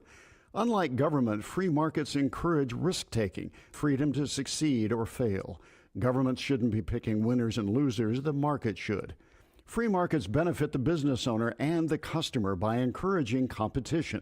Free market enabled a young man named J.C. Hall, selling picture postcards in Kansas City, to turn his idea into Hallmark cards. In St. Louis, the free market made it possible for Adolphus Busch to turn his father-in-law's local beer into the world's largest brewery. A free market also means you get to send your kids to the school of your choice. Learn more about free markets at showmeinstitute.org. The Show Me Minute has been brought to you by Show Me Institute and Show Me Opportunity. KLGY HD3 Clayton, K270BW Bellefonte, KNBS Bowling Green. This is News Talk STL at 1019, 94.1, and always streaming at NewsTalkSTL.com. News this hour at Town Hall. I'm Bob Agnew in Washington. The U.S. is now imposing 50% tariffs on $20 billion worth of Canadian products. That's after last-ditch negotiations came up short in an effort to resolve the latest strain in relations between the historic allies. Canada says it will retaliate. The Pentagon says at least 757 service members have been wounded since the war against Iran got underway. More than 580 are Army soldiers. The total injured also include 86 sailors, 64 airmen, and 19 Marines. While many of the casualties are categorized as having occurred during Operation Epic Fury, the Pentagon has created a new category for wounded troops, saying that Operation Epic Fury has concluded. The Pentagon and U.S. Central Command have offered almost no details on how the injuries occurred. However, officials say that the vast majority of those injuries are traumatic brain injuries. I'm Lisa Dwyer. The Supreme Court rules construction on that new White House ballroom can continue. It's a huge win for President Trump. Chief Justice John Roberts rules work on the ballroom can continue. President Trump taking to his Truth Social page, noting how vital the project is for our national security. The concrete and steel structure is 5 stories deep and 70 feet high and includes bomb shelters and medical facilities and a drone port. The president writes it is something that presidents have wanted for 150 years and that the military has been seeking for the last 100 years. Their wish will soon be fulfilled. That is correspondent Laura Winters reporting. New CDC figures highlighting the administration's efforts in declining overdose deaths, and it has happened. Supporters say the numbers prove President Trump's border and cartel crackdown is saving lives. Synthetic opioid deaths falling by 22% last year. More at townhall.com. Larry Elder here. When it comes to supplements, 2 things matter most. Does it work? And can you trust it? Rather than just tell you about Relief Factor, we'll let our customers do it. We hear from people every single day whose lives have changed, and we'd like you to hear a few of their stories. Chris has spent years doing physical work, leaving his feet sore at the end of the day. After starting Relief Factor, he felt so good he did something he'd never done before. He ran a half marathon. Now he tells all his friends about Relief Factor. I've got back issues. I've been taking Relief Factor every single morning for years. Without it, the back problems come back. They make it easy to find if you'll be the next person telling us Relief Factor gave you your life back. 3 weeks for just $17.76. Simply go to ReliefFactor.com. That's ReliefFactor.com, or call 800-4RELIEF, 800-4RELIEF. You'll connect with our friendly local team, and they'll do everything they can to help. We hope you'll be soon sharing your story with us, too. ReliefFactor.com, 800-4RELIEF. In Missouri, your home works hard to keep up with the weather. Johnson Heating and Cooling works harder. We're a local family-owned company specializing in residential heating and cooling, service, repair, replacement, maintenance, even new construction. Our NATE certified technicians and trained comfort specialists keep families comfortable across Wentzville, O'Fallon, St. Charles, and beyond. Call 636-332-4141 or johnson-heatingandcooling.com.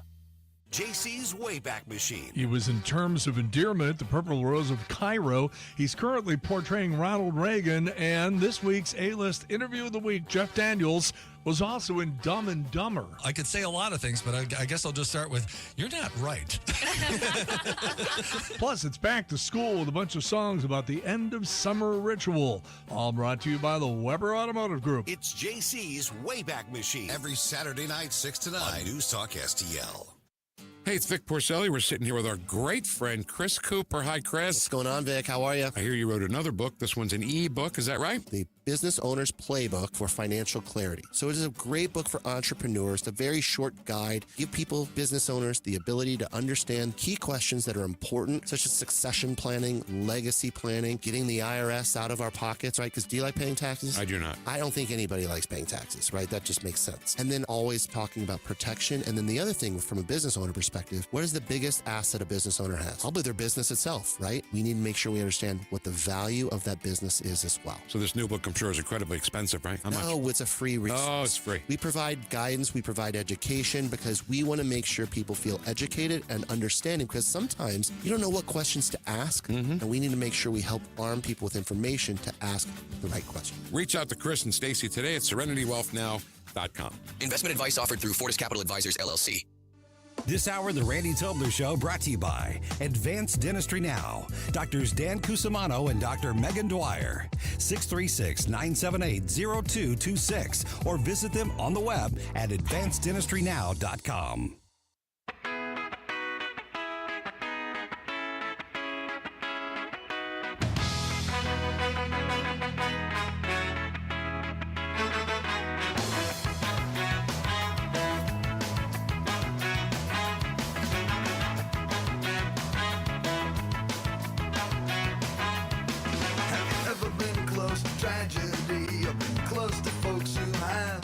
looks like you like to get up early, so Monday through Friday, listen to me from 5:30 to 9. Mike Ferguson here, and you are listening to the Randy Tobler Show right here on News Talk STL.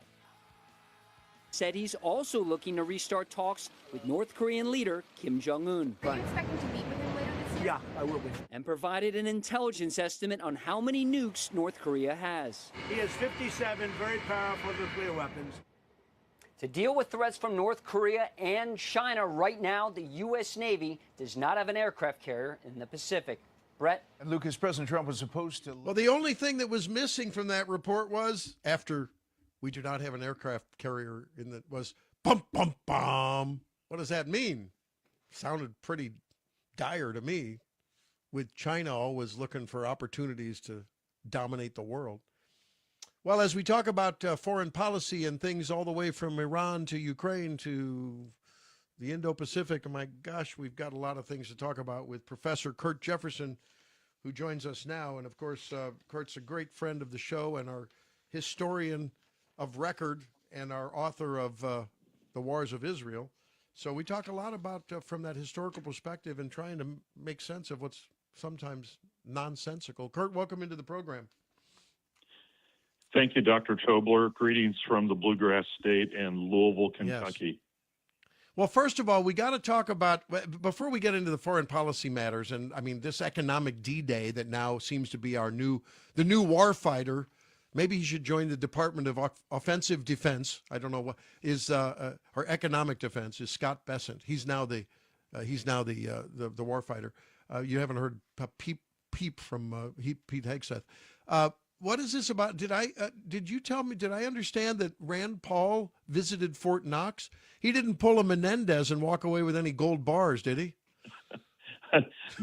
No, he didn't. But yes, my senator, Rand Paul, went to Fort Knox. He was the first government official in 9 years to visit. And only since 1974, about 3 visits have been made. So it's, always a place, aside from the military base, the actual gold bullion reserve is shrouded in mystery and secrecy. But he came out and said, hey, it appears that it's all there, and that's 4,500 metric tons of gold worth $680 billion. Wow. That pales in comparison to the $40 trillion debt that we just crossed that line over the last week, right? What's $640 billion? Pfft, that's pocket change. Isn't that funny? Oh my gosh. Oh boy. Oh boy. Yeah, absolutely. And I think when you think of what Senator Paul's bigger message was focused on, what's happened since we've gone off the gold reserve in 1971 with Richard Nixon, the president at the time, and the idea that in 1913, $100 is now the equivalent of, in purchasing power, is now the equivalent of $3,300 today. And Paul went after the Bretton Woods system and higher prices and the dollar being weaker. And of course, we know when FDR made the executive order that confiscated 400 million worth of gold, 600 metric tons back in 1933, he basically did it to print more money, which is part of the problem, I think, if you understand economics. That's my opinion. Oh.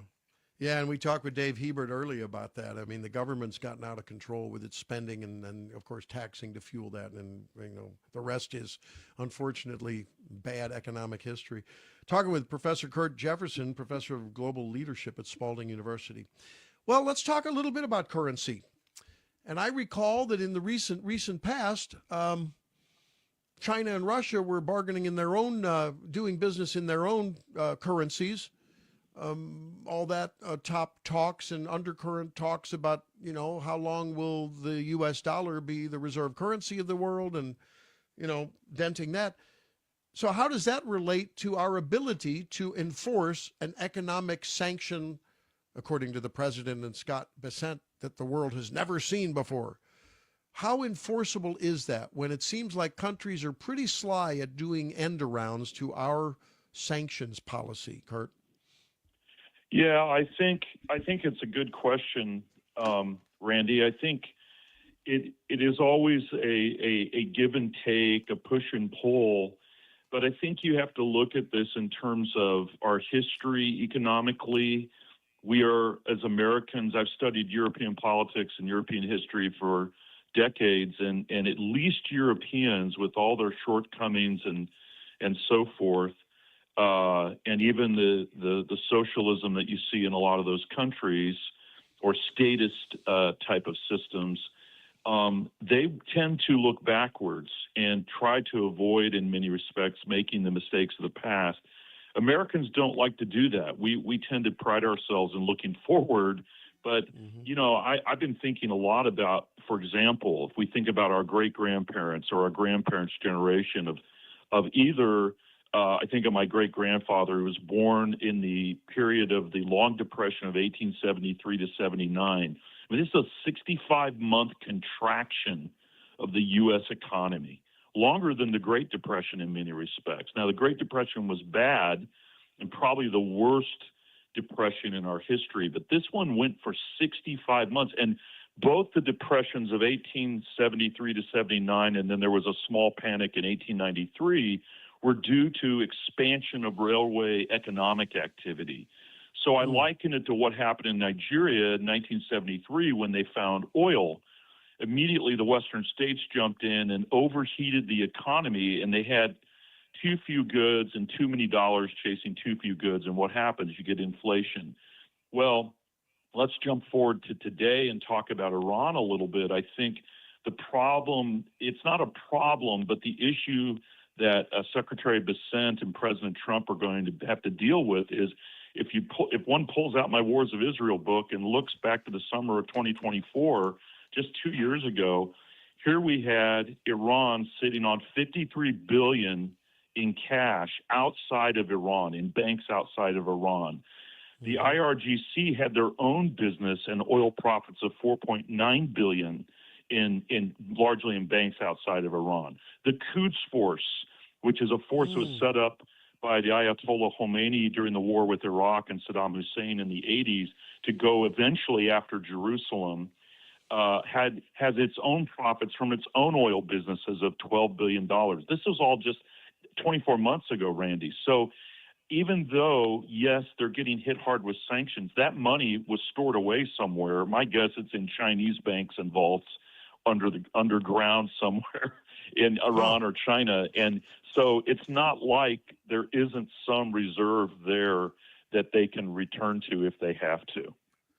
Okay, so that's interesting. So if you think of the Iranian regime as, a company with subsidiaries, those subsidiaries are invested, in capital in various things. I mean, if you use sort of a corporate, analogy, they're diversified. And I don't know, I think that's lost on people. I'm glad you brought that up because I wasn't sure. I didn't know about that. I thought it was all just a unified structure, and they had, they have close financial ties with the UAE, and we're going to go there next, and others. Now, okay, in that context, you've got the IRGC and others that have, other investment portfolios that are hidden away and squirreled away. So now Trump comes in and Bessent says the other day, channeling George W. Bush after 9/11 when he said, to the rest of the world, you're either with us or against us. Those were exact words that he said. And I'm not going to waste our time playing that clip, but that's what he said. I think it was on Wednesday or Thursday. Indeed. Well, so if in a context where Trump has gone out of his way to accuse a lot of the countries around the world of bad faith dealings with us and, slave labor and a lot of insults being hurled. And they're big boys. I'm sure they're sort of thick-skinned at some level. But at what point and for what reason would the countries of the world that may be harboring some of those funds want to play ball with us and shut off the Iranian spigot back into Iran to spend, let's say? I mean, that's a big coordinated lift, isn't it? Yes, I think you're 100% right. And I appreciate your comment about diversification. I think that's exactly what's going on here. It just looks a little different because of the statist nature of what Iran and other governments tend to do with their money when giving cash to other countries or using it for terror proxies or what have you. But in terms of the UAE or other countries wanting to play ball, this also goes back to the straining of relations with South Korea, to your initial point. One of the things about that relationship is I understand why Trump did it. He was upset that South Korea said, look, we're not getting into this fight in the Persian Gulf. But it's geopolitically questionable because we are forgetting history, that some 36,000 Americans and 415,000 South Koreans perished in a war from 1950 to 53 defending the Korean Peninsula. And also remember in that war, 900,000 Chinese and 500,000 North Koreans were killed as well. So this is a longer relationship with South Korea than I think the current planners of war and government are really remembering. But this ties into the UAE, for example. So getting the UAE to play ball, of course, they're now being attacked literally by the armies and navies of Iran. And they are now saying, look, if we're going to work to stop the flow of secretive money laundering in banks and other things going on here to keep Iran from gaining economically, then we're going to have a price exacted from you, Mr. Trump, and the United States. You're going to have to pay for whatever is being offset from the losses we're getting from not playing ball with Iran. And I found this in my research, Randy, in the Wars of Israel. When I wrote that book and published it in 2025, I found a lot of this is problematic, especially when you start to sanction even terrorist groups, because they're putting their money in different places in Arab countries that have heavy Muslim majorities who are saying, yeah, we'll funnel the money and we don't really want to know what it's going toward. But then when you start to go after those banks, some of them are saying, we're not going to play ball. As a matter of fact, Turkey refused to play ball with the United States, even under Biden, even under Trump, in terms of the monies and bank accounts coming in from Iran, no matter what the money was going toward. So here's a NATO ally who's a Muslim country, but they're a NATO ally saying, no, we aren't going to play ball with you. So this is a trickier strategy. I think it will work in the Gulf, but maybe not beyond. Okay, well, that's interesting because that sort of answers a question I had for you. I mean, historically, have we had an effort so ambitious by maybe when England was more dominant in the world? I mean, did they do those kind of things? And did it work? Did economic sanctions, I wouldn't say trump, but certainly assist, aligned military efforts, maybe in successive ways, to win the day, to win the war? Yeah, I think the thing that we have to remember is even during World War I, that certain economic relationships, even to get between enemies, maintain themselves. People forget that the mail, the certain types of foodstuffs and goods still have to get through. Now, they can be shut off in active war zones 100%. There weren't going to be trading going through the eastern part of France and the Lorraine region in a 14 or 18-month period during the Battle of Verdun, where 1.2 million people were killed in 1914 to 16. But you make an important point, and that is that there's still going to be a certain amount of economic activity shut off, and there's still going to be some that squeaks through the holes or, bleeds through the cracks. So at the end of the day, though, when you had asked me a little bit to think about addressing the issue of how does economics trump war, no pun intended, the idea here is that if you look at World War I and World War II, World War I, 8 million soldiers die, 17 million civilians end up dead. The economic toll is huge. In World War II, and the Germans in some ways lost the war, but it comes to a halt because, there's no more real movement in terms of crushing the Germans. The other examples, World War II, where yes, bigger munitions, nuclear fission bombs, all this starts to happen. That war cost in today's terms $4 trillion. The national debt soars as a result of it to 3% of GDP, over 100%, and then it's 3% of GDP at the start of the war, over 100% of GDP for the U.S. at the end of the war. So, what I would argue is that while the war, the conventional textbook argument from economists, usually liberal, but economists, has been historically, I mean liberal politically, is that, the war took us out of the Depression. But the problem is, and it ended 25% unemployment, but at what cost, And this is where the United States, just like we're seeing now, Trump is realizing that this is becoming a very expensive conflict with Iran, and Iran still has not been, the regime hasn't been dislodged. And how many more heavy munitions and other things have to be produced to keep the war going? And we're only 3 or 4 months into this. We're not 3.5, 4 years into it like World War II. Yeah, and we were told initially it'd all be over in 6 weeks. Okay, last question in the minute left before Jerome gives me the hook, and you too. If you took 100 instances of where a people in the country who had an appetite to overthrow their oppressive regime, there's got to be maybe not 100 instances, but I bet you could account a dozen or more through history.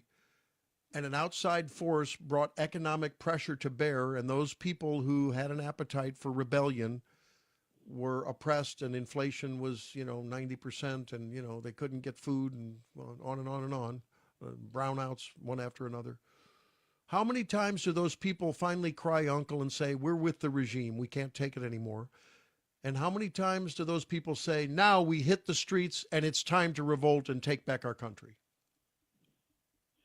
Well, that's a very good question. I think in the latter case, it's usually going to be internal rebellion. Interestingly, we look at the first couple Marxist revolutions. They happen in underdeveloped, context. They don't happen in industrialized context, like Marx said. We do have wars that are more mercantilistic, where you have gunboat economics in the British Empire. They're more imperial type crusades. That sounds Marxian, but it's more in terms of a state trying to help people. So you do have examples of that to your first part. But in general, I think the problem with the latter is that a state that has an internal rebellion or a civil war, yes, it'll be solved at some point, but it leaves longer political institutional problems. And you can see that even with the British Civil War. You see a little bit with the American Civil War. The British Civil War is 1642 to 47, and it actually stoked the American Revolution 150 years later. So those are my answers on the off the cuff. I'd have to study it a little bit more. Yeah, I get it. But in general, I think it is an issue. It is a good question, and one that needs to kind of be discussed, because economics often does trump politics in these bellicose situations. You hinted at something we'll talk about the next time we chat, and that is, I heard that they're not going to be able to pay. The regime is not being, they're not being able to cut the checks to the IRGC soldiers. And like you say, once we can get into, oppression and, poverty of the people that are supposed to enforce the oppressive regime's tyranny on their people, maybe that's the key. Well, 100%. A lot of questions and many answers in such a beautifully elocuted historical context by our guest, Kurt Jefferson. Read his book, The Wars of Israel. You'll learn a lot there. Thanks for all of that background and really wonderful knowledge here on the College of History with Kurt. And we didn't have to pay any tuition. It's a beautiful thing. Thanks, Kurt. We look forward to the next convo. All right, there he goes, Kurt Jefferson. We'll be back and talk more on the Tobler Show. What about Natalie Harp? Is she closer than Melania? We'll ask the question. Be back.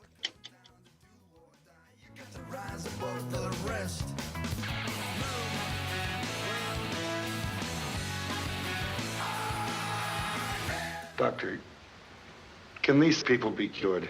Not they. An asylum's the only safe place for them.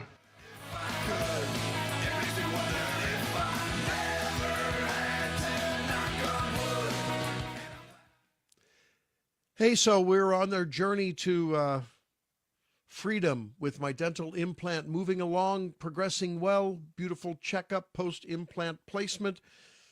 We'll let that baby solidify for a while, and then we'll get the crown on, and it'll be a beautiful thing.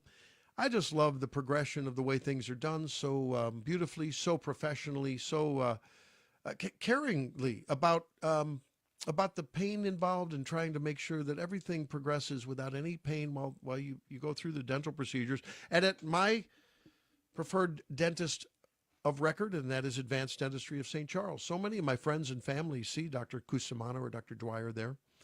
And that's because they always deliver the goods in a consistent, professional, excellent, and technology-forward way. I love technology-forward stuff because that generally means more precision just in life, right? I mean, the more technology we have, the more precise we are. And that's the way they do business at Advanced Dentistry of St. Charles. So I'd like to have you get to know them on advanceddentistrynow.com. I frequently look at the site, and I am frequently affirmed and confirmed and smile when I see the testimonials there, because that's the same way I feel about them. Hope you will too. A broad spectrum of capabilities that they can deliver, from basic dentistry to cosmetics, to if you're a grinder and you're doing that, some Botox to relieve those muscles so you don't grind yourself down or break a tooth like I did. I ground so hard. Hey, whatever you need in dentistry, go see them at Advanced Dentistry of St. Charles. AdvancedDentistryNow.com. Check it out today. If you have a phone, you have a radio. Wherever I'm at, home, car, wherever. Download the all-new News Talk STL app. If you have a phone, you have a radio. Just the convenience on the phone. Streaming live on the mobile app. Love the new app. And listen anytime. Everywhere. Anywhere. I'm Dr. TJ, owner of the Institute of Natural Health, co-owner of Optimal Nutraceuticals, and the host of Wellness One. Wellness One is designed to cut through the nonsense and provide you common-sense, science-based information regarding health and wellness. On the show, we discuss topics like thyroid health, gut health, hormone optimization, and many others. Our show airs Saturdays at 10 a.m. and 2 p.m. and Sundays at 11 a.m. and 3 p.m. right here on NewsTalkSTL. And you can visit us at inhstl.com. That's inhstl.com. Mark your calendar for the annual Leadership for America Dinner 2026, Friday, September 25th at the St. Charles Convention Center Grand Ballroom. Join News Talk STL for an unforgettable evening featuring keynote speaker Nick Shirley, the independent journalist who exposed the alleged fraud in Minneapolis, plus additional speakers and guests, dinners included. So come hungry for great food and bold ideas. For tickets and more information, visit newstalkstl.com. Summer's here, and so is the freshest produce in town. At Anthony's Produce, we specialize in locally grown fruits and vegetables, straight from the farm to your table. Homegrown tomatoes, sweet corn, juicy cantaloupe, watermelon, and peaches, just to name a few. Plus, thousands of locally made products you won't find anywhere else. Need a fruit or vegetable tray for your next gathering? We've got you covered. Anthony's Produce on Jungerman Road or at anthonysproduce.com. Open 7 days a week. Hey, Colombo here for Intervine, a great local company that has customers all across the country due to the quality of their products. Intervine has the best flashlights, lanterns, headlamps, and even batteries, including the new Monster 2000 Lumen waterproof lantern and the Sentinel 2000 self-defense flashlight. Our home and vehicles are full of great Intervine products, and right now you can shop their website and get 25% off your entire purchase just by using my name, Tony, as your promo code. That's promo code Tony at Intervine.com. Colombo and Company. Join us every day for conversations with a wide variety of guests as we keep you informed and up to speed on all the important news and headlines you need to know. Live and local, weekdays at 2 on News Talk STL.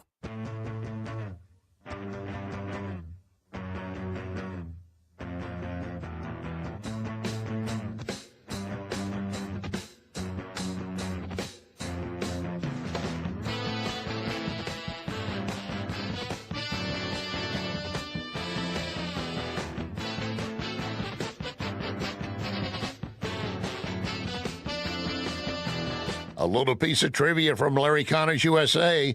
Dr. Tobler stole my haircut. Larry Connor's USA, 6 to 8. Good evening. Larry I'm and I Natalie Hart, compete. a formerly forgotten American from California. In the classic Jimmy Stewart film, It's a Wonderful Life, George Bailey is given a great gift, the chance to see what the world would be like without him. Tonight, Mr. President, we'd like to give you that same gift.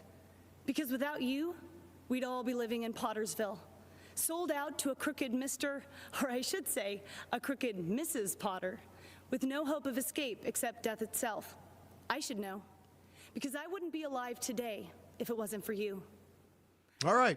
Well, that was Natalie Harp and a flashback to 2020. Remember that GOP or the RNC convention where one speaker after another appeared at the Lincoln Memorial and they talked about Donald Trump because we were all wearing masks and having 6-foot distancing and getting, well, we weren't getting the jab at that point. Wasn't out yet.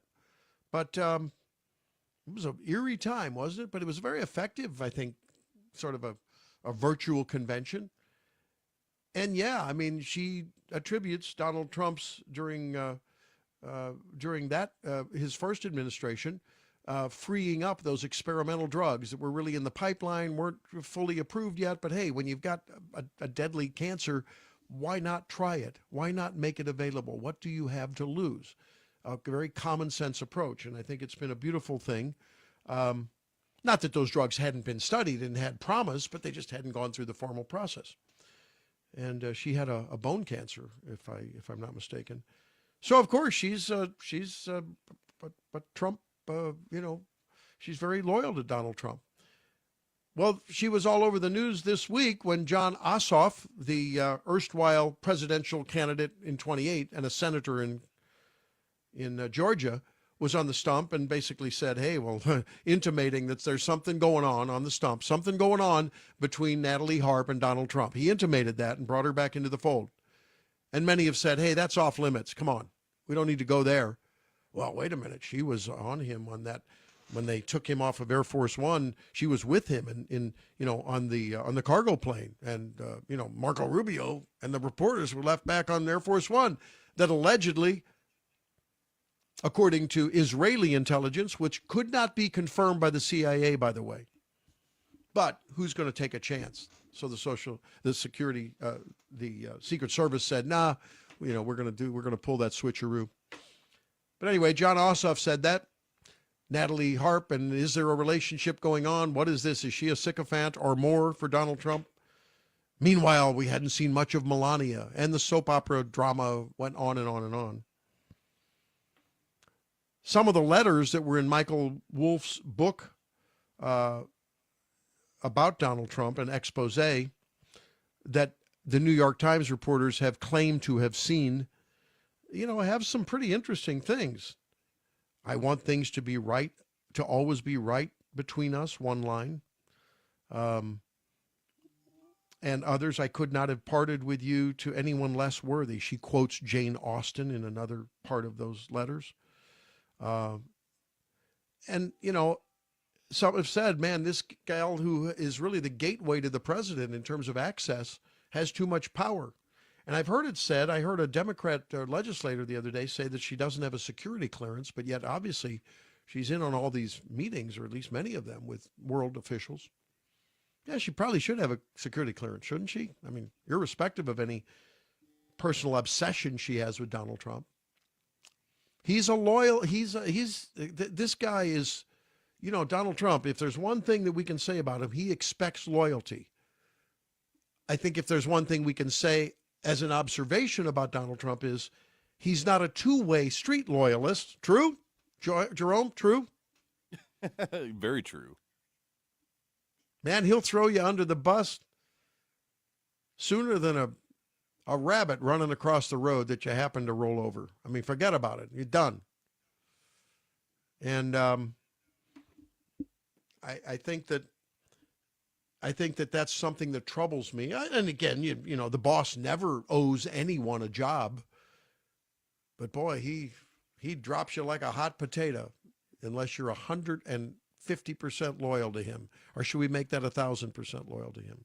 And I think a leader needs a certain amount of that. There's no doubt about it. Although people say behind closed doors that he does invite and really wants, diversified opinions. That's good. And I think it's true. You don't want to be publicly undermining the president. I get that. But so Melania has not been seen for a while. The rumors that Ossoff tried to create, which I think was a low blow. Miss Harp had access, reportedly, to drugs that she would not have had access to if it weren't for Donald Trump, 45. She does a lot of his social media stuff and the tweeting, apparently. And gosh, can you blame her for being loyal? And you can blame him for saying, hey, she's loyal. She's got a communications background. I think she was a former news anchor. I don't see anything wrong with that. I really don't. I mean, she's a personal assistant, an executive assistant. And having worked as a CEO of a hospital with an executive assistant, man, they are so important. I like to joke and say they run the place and we get the credit or the blame. Isn't that true? If you're an assistant to a boss, you know exactly what I mean. And if you're an honest boss, you know what I mean. It's true. My family get all the credit for whatever we do in our office. They run the place. I just am the doc. So I think that on the other hand, though, you have to wonder whether or not that's going to pan out well for the president. And certainly Melania got her comeuppance the other day. To her credit, she is launching an initiative. Did you see this? Where I guess, Jerome, maybe you can speak to this. You may have had friends who were in foster care or, acquaintances. I don't know. But a lot of times I didn't think about it deeply enough until she brought it up. Melania did. That, these kids are often shuffled from foster home to foster home, and they really don't have an anchor. They don't have a core parental sphere of security around them other than their foster parents, who can be wonderful parents and do great things. But I guess a lot of times when they graduate high school, they're sort of cut loose, and I don't know, what happens. Then it's hard for them to get into school. The foster parents may not have the same allegiance. I don't know I don't think they have any economic responsibility unless they take it on their own to help the kids get into college and through. So she's taking up an initiative, and I think it's Purdue and another university are helping grease the wheels of scholarship to get these kids into school. Sounds like a good idea to me. You? Yeah, I definitely think that the foster care system is broken in a lot of elements, and I have a lot of respect. As somebody that actually, I myself one day would like to be in a position to where I could foster people. Yeah, I've had quite a few friends of mine that have had varying degrees of acceptance from the families that foster them. One particular case that still sort of resonates with me was that there was a couple. The father agreed to foster because he knew the family that was giving up the child. His wife did not want to foster and wanted nothing to do with that because they had already had their own kids. She finally caved in and allowed him to accept them into the home. And that was when she was, like young teenager, like 12, 13-ish. Yeah. The day of high school graduation, literally right after they got the diploma and they walked up the stage, she was already saying, okay, we've done our job. Now it's time for you to figure out where else you're going to stay. And it was absolutely gut-wrenching.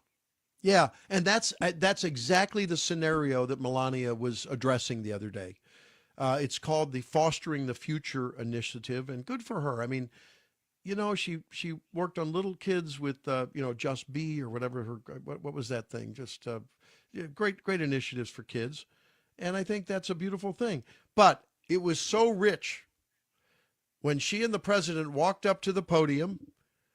He patted her on the back. He didn't give her a kiss, but that's okay. It was a more official setting. That's fine.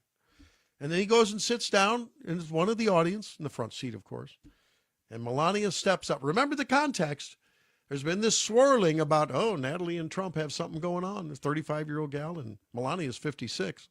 But she looks like she's 35, right? And, been a lot of the insinuation. The left loves to try to destroy people's character and destroy them personally. That's how the left does business. I guess the right's pretty good at it, too. That's the political environment we live in. And then she stepped up to the podium and said this. Listen. I heard you missed me. Here I am. Welcome to the White House. A warm welcome. Isn't that beautiful? To I mean, that is just so beautiful. Today. She just head on diffused it right off the bat. All this talk about where's Melania? Natalie's always around the president. Haven't seen Melania around. She walks up. I heard you missed me. Good for you, Melania. Good for you. Let's step aside and we'll wrap it up after this with some more fun. I've got a a comedian who may become my favorite comedian. She went after the feminists. We'll play that when we come back. Stay tuned.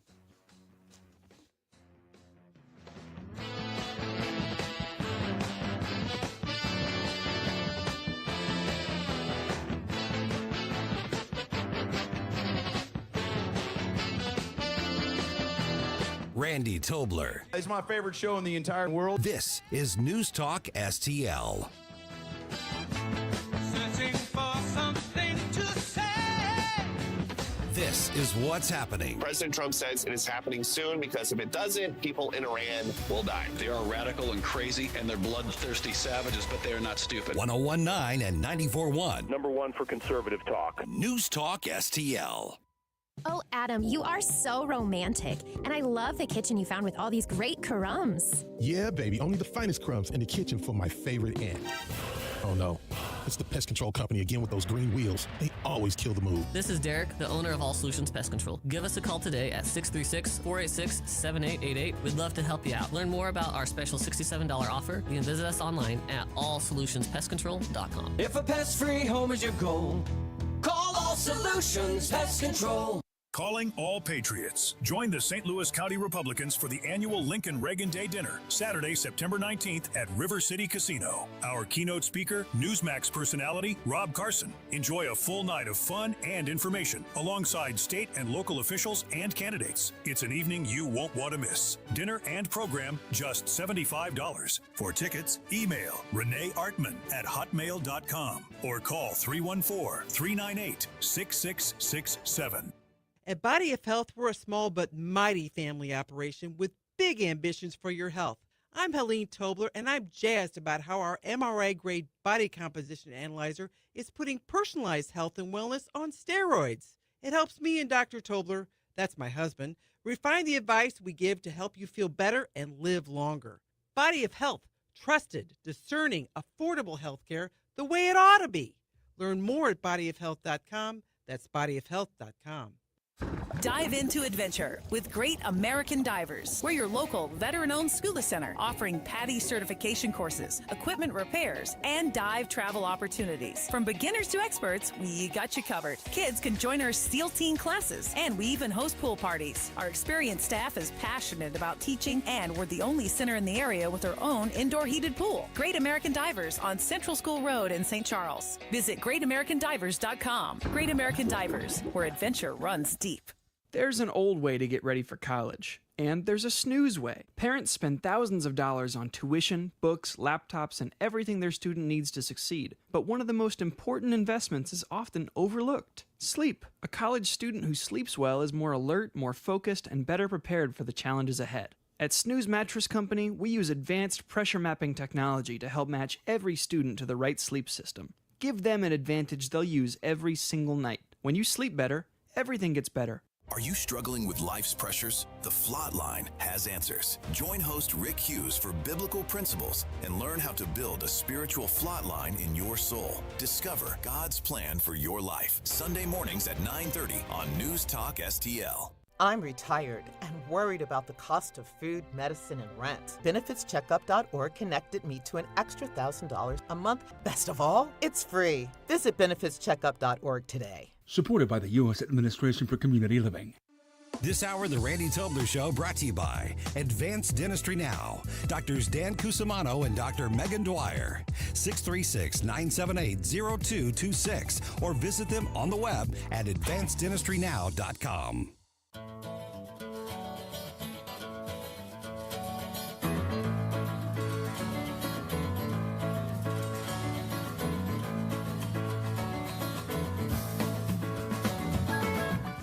Randy Tobler, Truth Warrior, Woke Destroyer, on News Talk STL. Watch us on our live stream using Rumble, Facebook, and Twitter. This is News Talk STL. Where I'm from in New York, there are a lot of ugly women, feminists. I grew up with these women, they're always like, I'm a strong, independent woman. Because she like pays her own bills and just takes care of things on her own. You know what we call a man who does that? He's just a guy. these women, like, they're so funny. They're like all about female empowerment. I learned this recently. Did you know that the top 5 wealthiest women in the world got their money from divorce settlements? It's genius, actually. What am I doing working this hard? No, but it's true. They take the money that their husbands earned through capitalism and they funnel it through these like crazy socialist causes. And they always have to come up with new problems, you know, like the Anti-Gravity Foundation because it keeps minorities down or something. Well, I ran across this comedian. Her name is, I don't know how it's pronounced. It's Arynne. Is that Erin? Maybe Erin Wexler. And she was in I believe it was Seattle comedy club or nightclub. And that's her shtick. I mean, and the place was packed, apparently. I don't know how old this is, but I did a little research into this particular clip. And there's more, but you may want to follow her. That's good. And people were chuckling and having a good time, recognizing the hypocrisy of the people who usually they are what do we call them? The champagne socialists, right? The champagne socialists. They love to live off of the fruit of capitalism one way or another. And many women are very successful on their own. Of course, is a comedian stereotyping, but maybe some truth to that. Bill Gates' wife. Just saying. And then they maybe, and it's like the Hollywood celebrities. You know, it's like they make their money off of the masses coming to see their movies, and you know they're living in these beautiful, you know, $12 million mansions in Malibu and on and on and on. And then you know, they talk about socialism. We need socialism. How about Hassan Piker? That guy is apparently a multimillionaire, right? Off of his social media and his influence. What a foul-mouthed SOB that guy is. What a foul-mouthed SOB he is. If that's the face of Democrat socialism, forget about policy. That alone ought to disqualify him. That guy is the most foul-mouthed. Well, there's probably other fouler-mouther socialists. I mean, aren't there influencers? Well, what do you say, Jerome? No? There's a reason why they call him the face of the party, not the brains of the party. Yeah, he is I've watched some of his streams just to kind of get an idea of what people are falling for. And you can't deny he is a bit of a handsome gentleman, but at the same time, there's just not anything of substance, and he makes up for his lack of anything substantial by being provocative with the language he uses and trying to go for the shock value. It's just not. It's stupid. Yeah, you know that you're so right. The shock value seems to be the necessary, if not sufficient, way to get heard these days, and we see that happening all across the spectrum, the political spectrum. You know, I think that the Democrats tried to do their own version of Trump's authentic style, which I wish he would reel back some of his expletive deletives that he says on rallies and stuff. I'd rather not see that. It's not the end of the world, and people scold me. Oh, Randy, you're a prude. What do you mean that? Well, you know, I just like to see my leaders, you know, exemplify more proper behavior than, you know, most of us do. All right. I mean, keep the locker room talk in the locker room. But it's the Democrats were the first ones to really go crazy about F-bombs every appearance, right, Jerome? When's that start? About a year ago, year and a half ago, maybe? All of a sudden, they were just every time in front of every microphone, F-bombing it. And it just gets old. It gets like it's ineffective. Yeah, but it seems to be necessary in this very shrill atmosphere of communications we are. Yeah, I'm not like a Puritan. I'm not like a big prude when it comes to language. I mean, it can enhance things sometimes or be used for comedic effect. But I've consistently noticed when it comes to political wannabes that it's almost become like a crutch for them because they don't have anything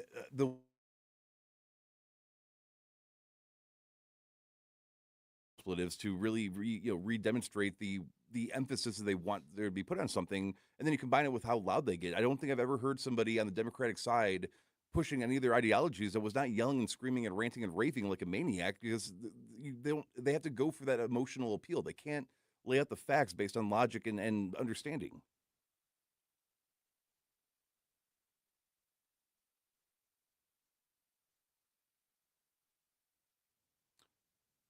Hey,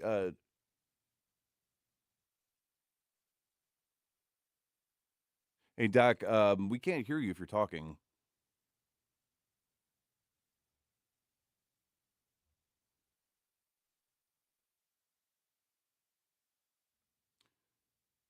Hey, Dr. Tobler, we're having a technical difficulty right now. Can you hear us?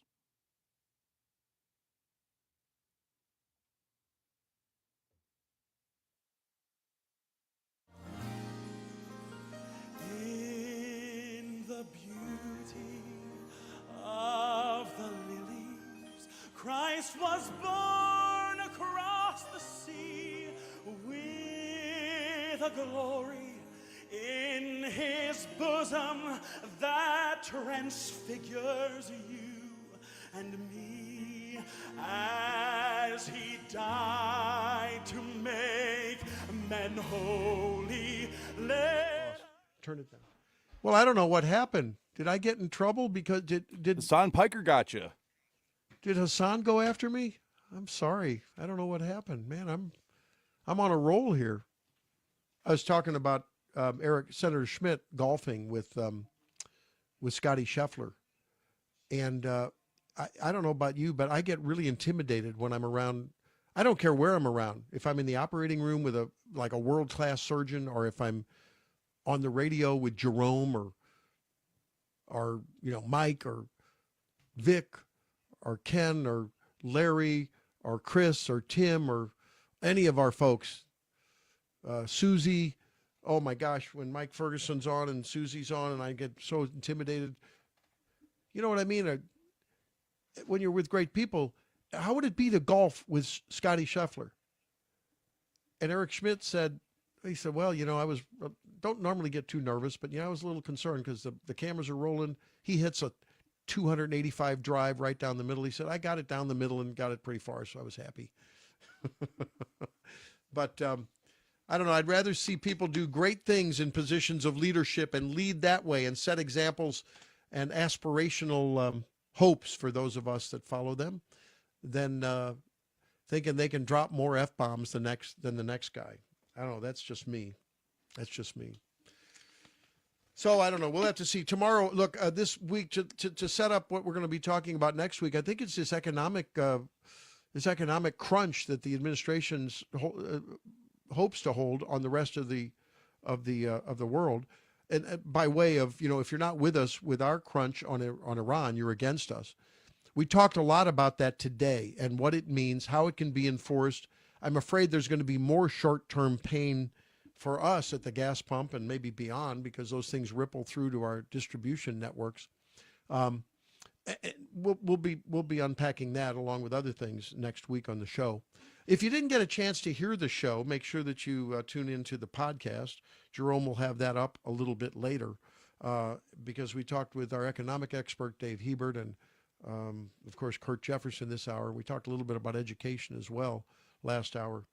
And as always, we thank you for hanging with us on the Tobler Show. Hope you'll hang with News Talk STL. Hey, stay on tune with us on the website as well. Why? Because there's a lot of events coming up, things happening that we are deeply involved in, and that's where you learn about them.